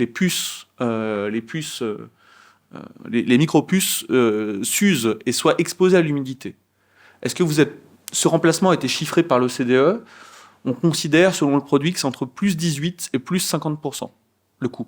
Est-ce que vous êtes prêt à payer le téléphone que vous payez déjà 500, 600, 1000 euros pour les plus chers, 50% en plus? C'est une question. Est-ce que le marché est prêt à ça? Et surtout, est-ce que vous êtes prêt à avoir des téléphones qui ont une durée, une résistance bien moindre, qui ne sont pas waterproof? Donc ce coût est aussi un coût massif. Est-ce qu'il faut le faire? J'en suis persuadé. Est-ce qu'il faut développer des substitutifs? À titre personnel, j'en suis persuadé. Mais il y a une vraie question au niveau de la société qui se pose, qui est: est-ce que la société est prête à faire ce remplacement et à assumer ses coûts? Les sociétés industrielles, elles le font en dernier recours, quand il n'y a plus d'autres solutions. Mais c'est une question qui se pose. C'est vrai qu'en tant que citoyen, on se pose la question des coûts, des coûts de pollution. Donc c'est pour ça que c'est urgent d'arrêter. Il faut arrêter de polluer parce que ça a des coûts énormes. Et la plupart du temps, les coûts sont payés aussi par les pouvoirs publics parce que le problème, par exemple sur les sols, on a bien des problèmes sur les sols, de pollution des sols en profondeur dans la région. Très compliqué parce que les sociétés ne veulent pas payer parce que c'est l'histoire de la mère et fille. Donc, il y a eu un rapport là-dessus d'une scientifique qui a travaillé sur les coûts. Et donc, sur les coûts pour nettoyer. Et donc, le problème, c'est que les sociétés, c'est souvent cloisonné. Donc, la société mère, elle se décharge de la filiale, quoi. C'est la filiale, moi, je ne paye pas. Donc, non, moi, la société mère, non, je ne paye pas. Donc, ça se défausse toujours sur la filiale. Donc, on a du mal à faire payer les sociétés sur la dépollution. Ça, c'est un gros souci. Et ça a des coûts énormes. C'est pour ça que là, on est dans un truc de truc de fou. Il faut y arrêter parce que ça coûtera de plus en plus cher. Effectivement, c'est compliqué, mais heureusement, en France, on a des systèmes comme le fonds Friche de l'ADEME qui est assez bien fichu, qui nous permettent de faire en sorte que ce soit l'État qui assure quand il n'y a pas de repreneur ou qu'il n'y a pas de personnes qui reprennent ces coûts-là. Et puis, il y a des sociétés comme Valgo. Nous, ce qu'on a fait, juste pour vous donner une idée, ce qu'on a fait, par exemple, à Rouen, et c'est pour ça qu'on est aussi bien implanté dans la région, il y avait une raffinerie qui était liquidée, c'est la raffinerie Petroplus, anciennement Shell. On a racheté le passif environnemental, donc c'est-à-dire qu'on a racheté la raffinerie à coût, pas très cher. On a assuré la dépollution avec nos méthodes. On a utilisé des méthodes d'économie circulaire pour réduire ces coûts au maximum. Et aujourd'hui, on revend avec un bénéfice qui est majeur, en tout cas non négligeable, majeur je ne sais pas, mais non négligeable.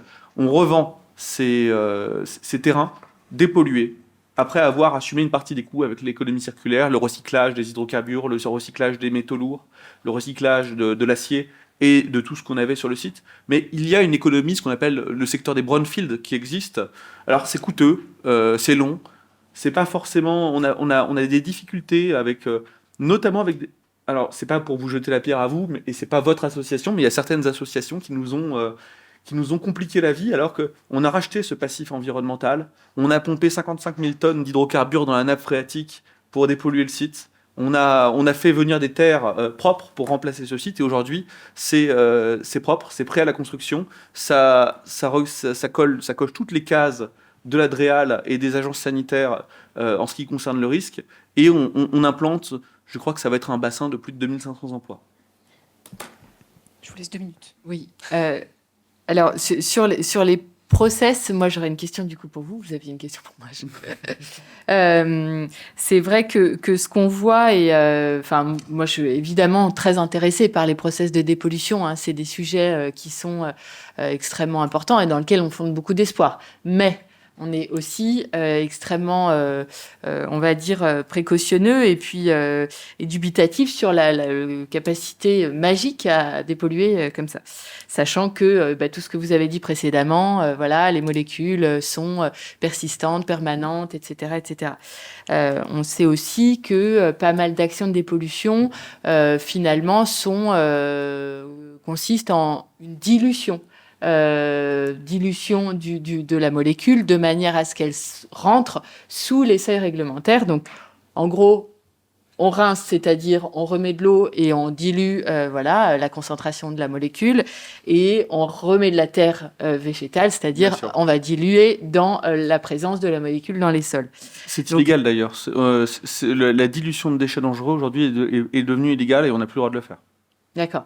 Bon, voilà. Donc là-dessus, moi, j'ai aussi, mais je pense que peut-être que d'autres partagent, mais en tout cas, une interrogation sur comment est-ce qu'on peut... alors, il y a la question des charbons actifs qui a aussi des vertus, des propriétés, mais qui saturent effectivement avec ces molécules. Donc ça, c'est ma première question. Si je peux me permettre de poser une question, je ne sais pas si on voudrait passer aux questions du public.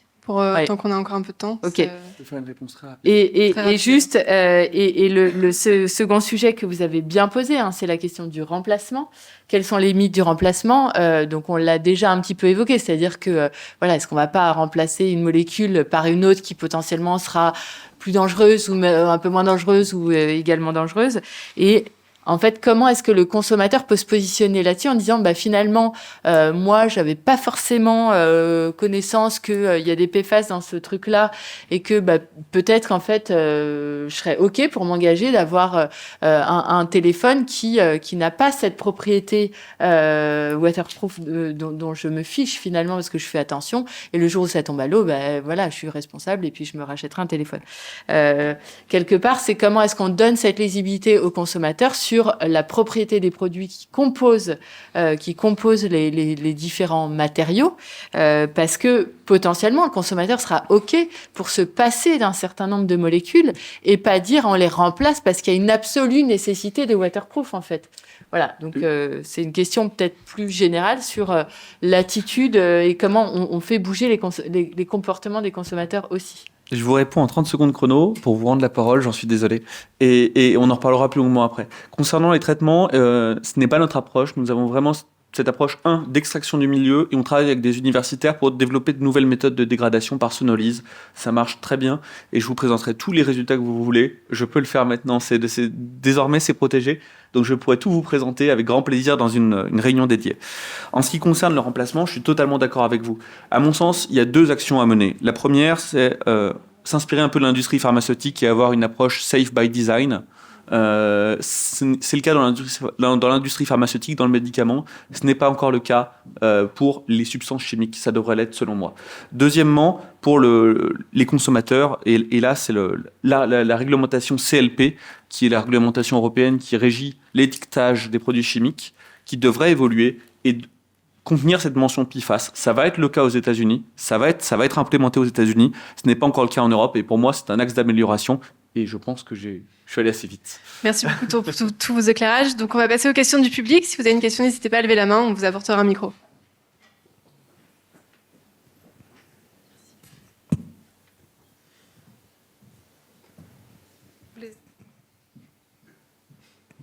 Il sera un peu de temps à la salle pour réagir. Merci beaucoup pour ces 3 présentations et toutes les réactions qui ont suivi. À 18h, on ne savait pas ce que c'est que les PFAS. Maintenant, nous en savons un peu plus et il va falloir accentuer le travail. Mais sur le fond, si on fait le bilan de ce que vous avez dit, vous avez décrit tous les 3 un phénomène diffus, un phénomène de masse, un phénomène dangereux qui altère la vie des gens, qui salit l'eau et l'air, qui réduit l'espérance de vie. Et quand toujours au niveau de vos interventions, on regarde ce qui a été fait ou ce qu'il y a lieu de faire, on arrive à quoi? La ville de Lyon a fait, mais il faudrait qu'elle fasse plus et mieux. Le gouvernement, le Parlement français ont fait, il faut qu'ils fassent davantage. L'Europe a fait, mais il faut qu'elle aille beaucoup plus loin, etc. J'ai l'impression qu'il y a un grand absent dans cette discussion, c'est la responsabilité des industriels. On laisse au système économique le soin de produire des molécules dangereuses et on demande au même système économique de trouver des antidotes. Je trouve ça, c'est impressionnant. Est-ce qu'il n'est pas temps de demander aujourd'hui une inversion de la charge de la preuve. C'est-à-dire que ce n'est pas au gouvernement ou ce n'est pas à la ville de Lyon de faire des prélèvements et de montrer la nocivité des produits pour ensuite interdire ou réduire la production. C'est aux industriels de faire la preuve que ce qu'ils produisent n'est pas nocif pour qu'ils travaillent à réduire cette nocivité. Moi, je pense, et je peux garder encore la parole 20 secondes, faire autrement, c'est-à-dire compter toujours sur l'action publique ou sur le droit, c'est faire tenir la société à la remorque du système économique. Il n'y a pas plus dangereux que ça. Je suis totalement d'accord avec vous. C'était mon point avec l'approche Safe by Design et le fait de s'inspirer de l'industrie pharmaceutique qui doit avoir une autorisation de mise sur le marché et prouver, l'efficacité et la non-nocivité de ces produits avant de les vendre. Moi, je suis pharmacien et c'est quelque chose qui me tient à cœur, qui est pour moi est normal, mais qui, à mon sens, devrait rentrer aussi dans l'industrie chimique. Je suis 100% d'accord avec vous.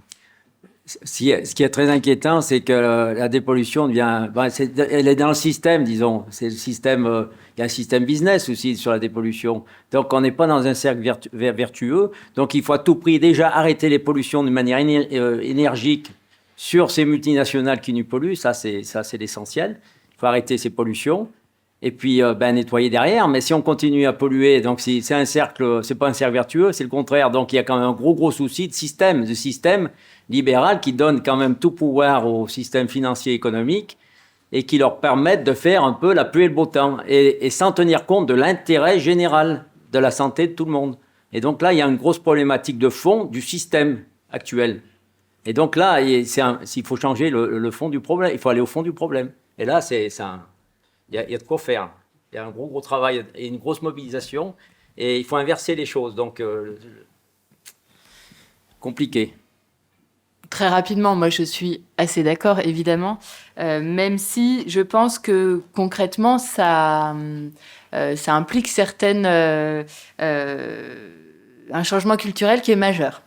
C'est-à-dire que l'industrie qui doit faire la preuve de l'innocuité de ce qu'elle met sur le marché, c'est une industrie qui va devoir fournir un certain nombre d'études, donc études scientifiques qui seront menées sous son mandat en fait, qui seront directement rémunérées par l'entreprise et par l'industrie, avec des intérêts extrêmement forts. Donc du coup, on va dire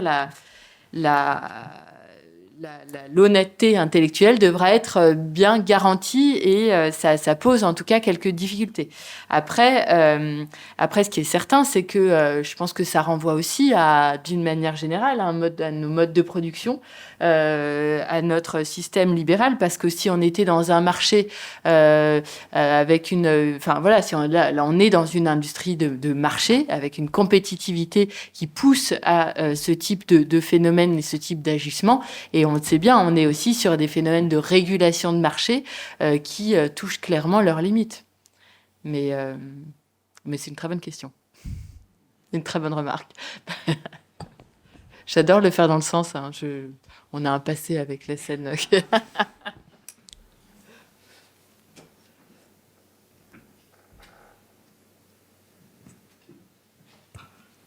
Bonjour. Je vous remercie d'abord pour votre intervention. J'aurais juste une petite question en fait. Vous nous expliquez brièvement que en tout cas la diminution des polluants ou les polluants ont une incidence sur la santé. Et alors, Monsieur Payan, vous nous expliquez que ça engendre des vies écourtées. Mais est-ce qu'on a des preuves en fait? Est-ce qu'on a vraiment des études qui montrent qu'il y a des relations de cause à effet entre ces polluants-là finalement et puis les vies dites écourtées? Voilà, est-ce que vous avez un petit peu plus de matière là-dessus ou finalement est-ce que c'est plutôt des suppositions, une approche comme ça un peu générale et abstraite? Ou est-ce qu'il y a des éléments qui viennent un peu étayer ça? Voilà, c'est une question qu'on peut se poser légitimement. Alors donc, on a un exemple probant, c'est l'amiante. Donc là, c'est clair, net et précis. L'amiante, on a mis beaucoup de temps parce que le problème, il faut diligenter des enquêtes précises. Il faut qu'on ait tous les moyens, on mette en branle tous les moyens des pouvoirs publics et puis aussi de l'ADREAL, de l'ARS, qui fassent un travail de fond très sérieux. Et puis que nous aussi, on fasse un travail indépendant sur les analyses et tout, pour faire le rapport entre les deux. Et donc là, il y a un gros travail à faire. Et donc, comme je vous l'ai dit, j'en ai parlé tout à l'heure, c'est quand on regarde la cartographie de l'espérance de vie près par exemple, de Pierre-Bénite ou près de là-bas en Hollande, on voit bien qu'il y a quand même 16% des vies qui sont écourtées suite à la proximité de l'usine. Donc, il y a quand même, c'est quand même assez significatif. Enfin, ça peut être un signe comme quoi ces perfluorés écourtent la vie des gens. Ouais, disons que ça peut être éventuellement un signe, mais peut-être qu'il y a d'autres facteurs qui peuvent expliquer la différence d'espérance de vie. C'est juste. Ça peut être multifactoriel, certes, mais c'est vrai que c'est un signe. Bon. Oui, moi je suis réagir juste, je me permets, je suis désolé. Si vous le souhaitez, j'ai beaucoup d'informations sur le sujet. Ma thèse a, je crois, quelque chose comme 250 références sur les effets toxiques des PFAS. Si vous voulez, on peut en échanger, on peut en parler toute la soirée, mais je vais en citer qu'une. Je ne vais citer qu'une étude. C'est une étude qui a été faite justement en dessous de cette usine 3M ou Dupont, j'ai oublié laquelle, aux États-Unis. C'est une cartographie qui est parlante, c'est-à-dire qu'on a une cartographie de la contamination aux eaux par les composés perfluorés. Très bien. On a la cartographie du taux d'incidence de cancer du rein dans cette zone. Elle colle parfaitement. Alors je suis d'accord, corrélation et causalité. Derrière, on a des études randomisées, des case studies, des études de cas qui ont été faites et donc qui vont comparer donc, dans des États le niveau sanguin américain. Ils comparent le niveau sanguin en PFAS des patients qui ont un cancer. Et c'est sans appel. Les patients du quartile supérieur qui ont le plus de PFAS sanguin ont généralement, statistiquement, plus de cancer du rein. J'ai les statistiques, c'est l'étude Vieira qui a été publiée en 2013 sur le sujet, et on a un faisceau de preuves qui s'épaissit de plus en plus. Alors je suis d'accord, il y a encore des places au doute, il y a des co-contaminants, mais aujourd'hui il y a un risque qui a été remarqué, qui a été validé par des dizaines de tribunaux aux États-Unis. On est quand même sur plus de 5000 procès rien qu'aux États-Unis, dont je crois qu'on en est quand même à plus de 2000 qui ont été jugés, qui ont rendu des jugements là-dessus. Donc on a 2000 jugements qui ont été rendus, qui ont montré ces effets, qui ont dit, le juge a dit, il y a un effet sur la santé au regard des preuves qui me sont données. Donc aujourd'hui, je pense qu'on a passé effectivement, il y a toujours des doutes, il y aura toujours des co-contaminants, on ne va pas ergoter sur est-ce que c'est 8%, 10%, 3%. Aujourd'hui, on a passé ce stade-là. Si je peux me permettre, en réaction à votre question qui vient un peu titiller sur une question assez récurrente qui peut être soulevée sur ce sujet comme sur d'autres en matière de santé et environnement, on a très souvent des contradicteurs. C'est aussi pour ça qu'on fait quelque part que ces sujets n'avancent pas suffisamment vite, à mon goût en tout cas. Je pense que la question aujourd'hui, on peut aussi la poser sous l'angle de est-ce que finalement les apports de ces molécules de par leurs propriétés, donc en l'occurrence l'étanchéité, le retardateur de flamme, le machin, etc.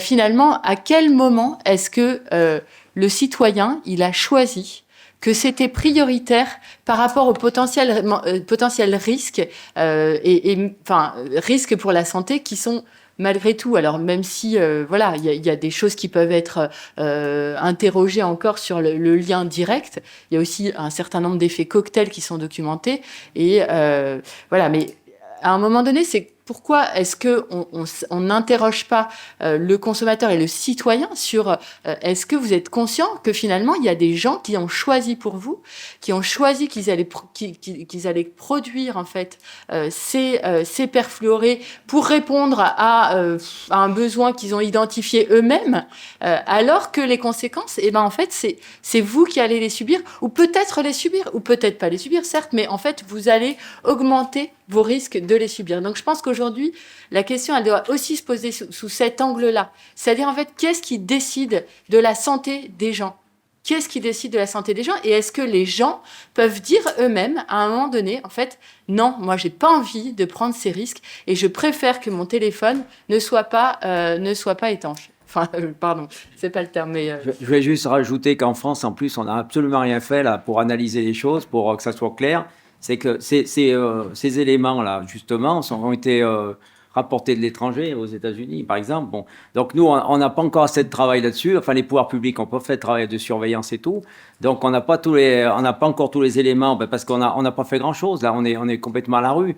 Il faut voir que Boudot, il a quand même essayé de faire des enquêtes et tout, et puis qu'il y avait un peu une chape de plomb. Il a été obligé de chercher un scientifique en Hollande pour arriver à avoir quelqu'un qui pouvait libérer la parole et dire voilà, on va faire des analyses, on va faire ci, on va faire ça. Il a soulevé le couvercle.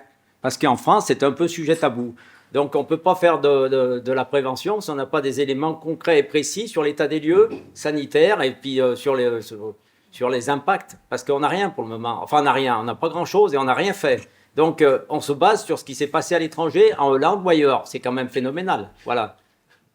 Je peux juste pas vous laisser dire ça parce que je participe à un programme de recherche avec le CNRS et l'INRAE.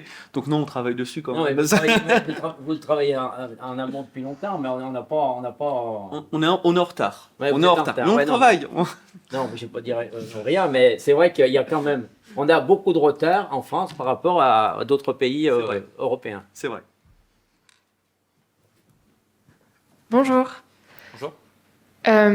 On a parlé de l'action collective avec la stratégie juridique aux États-Unis et aussi un peu de la consommation en France avec la question des smartphones. Mais est-ce que l'action collective, c'est pas aussi un levier d'action sur ces sujets? Alors, on a Monsieur Payon aujourd'hui qui vient représenter l'association Génération Future, qui est une forme d'action collective. Mais j'ai vu que dernièrement, il y a des militants écolos qui ont envahi les locaux d'Arkema à Pierre-Bénite. Et il y a même une réaction du ministère de l'Écologie à ce sujet qui a dû prendre position. Et du coup, je voulais savoir, donc, est-ce que c'est un levier d'action pour ces sujets?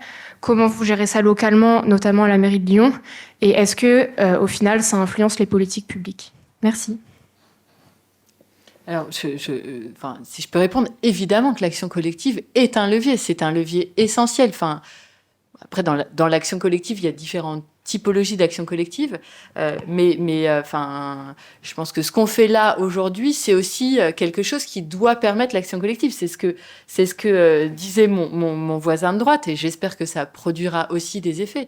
Évidemment que c'est nécessaire. Après, je ne sais pas quelle était l'intention directe de votre question. Alors, sur Arkema, il se trouve que c'est pas à Lyon, donc c'est pas nous qui avons eu à gérer. Une ville écologiste, donc qui est portée aussi par ces combats collectifs, qui a des militants, bien évidemment, au sein de son exécutif, au sein de son collectif d'élus. On a des militants qui mènent des actions collectives. Moi, là, je vous parle en tant qu'adjointe à la santé et en tant qu'adjointe, c'est comme le maire de Lyon, il a la responsabilité d'incarner et de faire appliquer l'ensemble des textes de loi. Voilà. Donc là, je vous ai dit un petit peu les deux contraintes, celle de l'action politique qui doit être porteuse d'une action collective et en l'occurrence d'une action collective, nous, qu'on souhaite en faveur évidemment de combats écologistes qu'on porte, et celle de l'application d'une responsabilité que nous a confié le mandat électif dans lequel on est. Donc, bien évidemment, entre ces deux, il y a parfois du frottement, mais la plupart du temps, ça se passe très bien. Et on travaille en lien avec des collectifs de militants engagés dont l'action va dans notre sens et parfois va contre nous. On a des militants qui agissent contre la ville de Lyon pour dénoncer la pollution de l'air. Voilà. Donc potentiellement, on sera condamné par le tribunal parce que nos actions n'ont pas été suffisamment fortes. Ok. Et ben en fait, voilà. Enfin. Je ne sais pas si c'était le sens de votre question, mais c'est vrai qu'il y a besoin dans la vie de conjuguer parfois avec plusieurs casquettes. Et je pense que c'est un art et un devoir qu'on doit avoir tout un chacun, de pouvoir travailler avec une casquette militant, avec une casquette salarié, une casquette... en fait, chacun a ses difficultés à gérer et... Puis dans les assos, c'est vrai que je dirais pas que c'est compliqué, mais chacun a son lieu sa méthode d'action. Donc on travaille tous un peu dans un silo, comme dirait la fabrique des pandémies. travaille dans son silo. Puis le problème, l'essentiel, c'est de communiquer entre nous, d'être solidaires entre nous, de discuter, d'échanger, de créer des vrais collectifs. C'est compliqué les collectifs à monter. Les collectifs, on s'y attelle, mais c'est dur. Des collectifs soudés, unitaires, ensemble. Et on a tous des méthodes différentes. On veut pas, chacun a sa méthode. Bon, c'est vrai qu'Extinction Rébellion, c'est différent. Nos générations futures, on monte des dossiers, on fait des recours, voilà, on fait pas mal de recours. On essaye de travailler sur les sujets suivant l'évolution des lois et tout. On travaille là-dessus, voilà. Mais chacun a sa méthode. Et après, il faut essayer de mélanger toutes ces associations, les mettre en collectif et de faire en sorte que on soit tous ensemble et d'une manière la plus démocratique possible. Tout le monde a sa part à donner, sa part avec ses compétences propres. Il y en a qui ont plus de compétences pour agir et mettre la lumière sur des problématiques comme Extinction Rébellion. Après chacun, voilà. Puis il y en a d'autres qui vont travailler sur autre chose, sur des impacts et tout, qui vont faire des analyses. Nous, on fait des analyses aussi, des analyses sur les sols. On essaie de voir les usagers, les riverains et tout. Donc, on a chacun des rôles, mais souvent, on a tendance un peu à... on fait ensemble aussi des choses, voilà. Non, mais ça, c'est un gros travail. D'unir ses forces, ça, c'est un gros travail, voilà. Et c'est pas facile, il faut tous s'unir, parce que sinon, sans s'unir, on fait rien. Et là, il y a du boulot.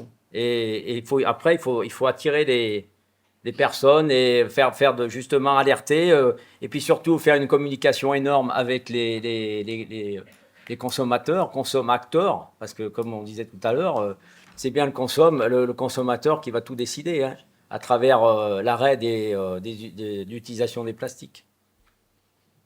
On a le temps pour juste une dernière question.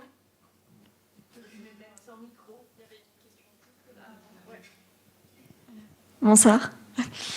J'avais une question, c'était concernant en fait le fait de démocratiser encore la connaissance sur les perfluorés et mobiliser en fait les habitants, vu que apparemment c'est de cette façon-là que ça peut fonctionner, comme aux États-Unis ça a fonctionné en portant plainte ou même avec une justice plus difficile, mais s'il y a beaucoup de monde. Le biais justement de passer par les personnes à risque comme les enfants qui vont mobiliser les parents et les grands-parents et en fait qui vont vraiment mobiliser les gens. Il y a eu quelques années le projet Établissement Sensible qui avait proposé en fait de diagnostiquer les pollutions. Donc peut-être les perfluorés, je ne sais pas si eux étaient déjà connus à ce moment-là, mais en tout cas les pollutions en général. Donc, est-ce que les perfluorés étaient connus et avaient été diagnostiqués? Et est-ce que ce projet a été mené sur Lyon, dans les écoles, ou pas? Je m'excuse, je ne connais pas le projet Établissement Sensible, donc je ne peux pas répondre à votre question. Savoir si les établissements sont pollués ou pas. Alors, nous, on a, de toute façon, sur la pollution des établissements, j'espère que je vais répondre à votre question, je ne suis pas certaine, hein, je vais essayer. Il y a tout le réglementaire qui permet de voir effectivement les pollutions à différents polluants réglementaires comme l'amiante, le plomb, le radon, en l'occurrence un gaz naturel mais néanmoins très polluant, et aussi les indices de confinement de l'air à l'intérieur des établissements recevant du public vulnérable ou public dit sensible. Donc ça, c'est des évaluations réglementaires qui sont faites un peu au fil de l'eau et sur lesquelles on apporte des actions correctrices. Mais clairement, c'est des actions. Là, aujourd'hui, en ce moment, par exemple, on a des campagnes sur le plomb hydrique. Nous, on a récupéré, par exemple, en arrivant en mandat, une situation avec des écoles dans lesquelles il y a encore beaucoup de canalisation en plomb. Et sur lesquels il n'y avait pas d'intervention de prévue, il n'y avait pas non plus de diagnostic porté, il n'y avait même pas de marché pour identifier si oui ou non il y a du plomb ou pas dans les canalisations.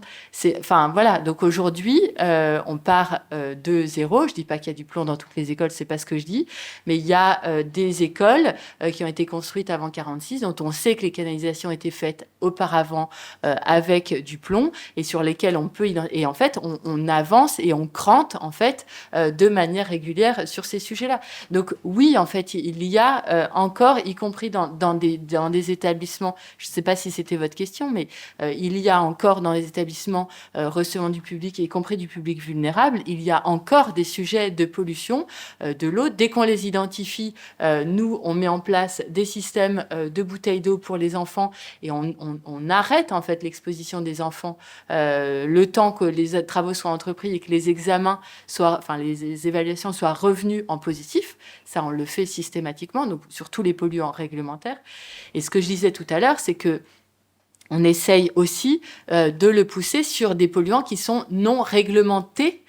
Donc comme le NO2 par exemple, là on va mener une étude sur le NO2 sur les établissements, les ERP, enfin crèches et écoles qui sont les plus proches des axes routiers qui génèrent beaucoup de trafic.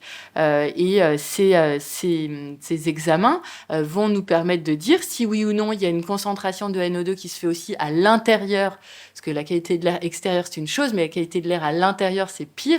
Parce qu'en fait, souvent, il y a plus de... Enfin voilà, des enjeux de qualité de l'air, je m'excuse, je vais essayer d'aller vite.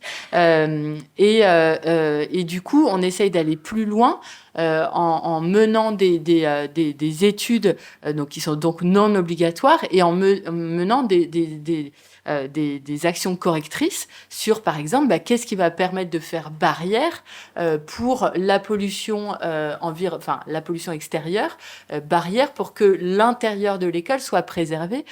Donc c'est justement, là, on réfléchit à des solutions basées sur la nature. Est-ce que l'implantation de haies, voilà. Donc on a différents leviers, c'est déjà identifier les process, les mécanismes de l'air qui sont extrêmement complexes. Et derrière, trouver des solutions qui n'amènent pas une nouvelle pollution. Et c'est vrai qu'on s'était positionné sur les purificateurs d'air qui peuvent être utilisés parfois sur des solutions, des situations très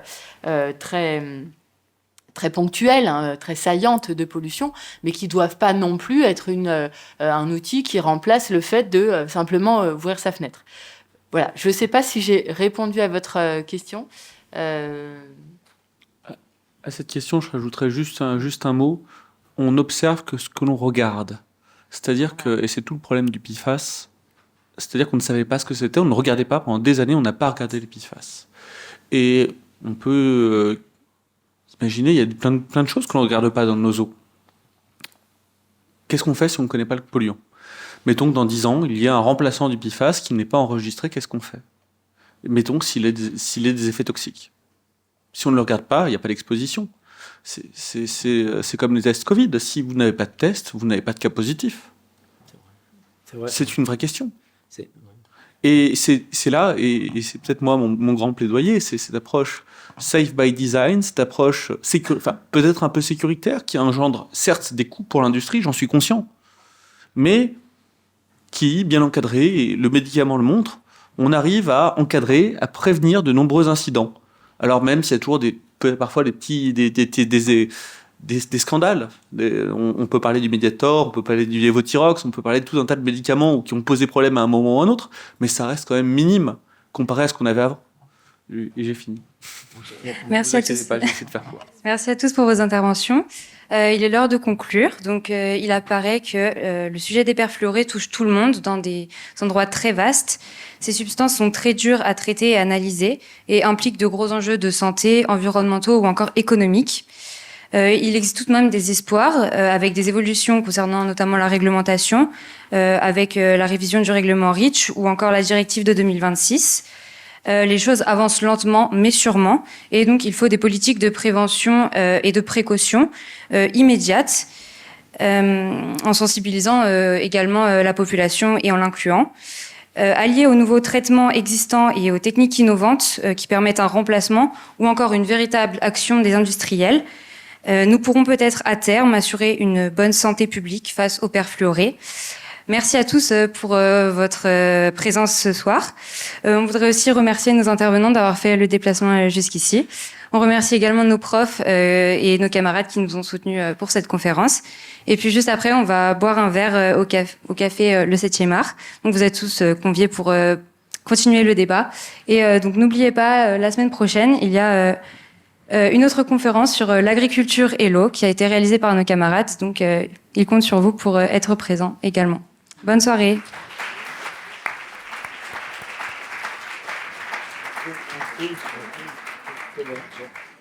Oui, c'est...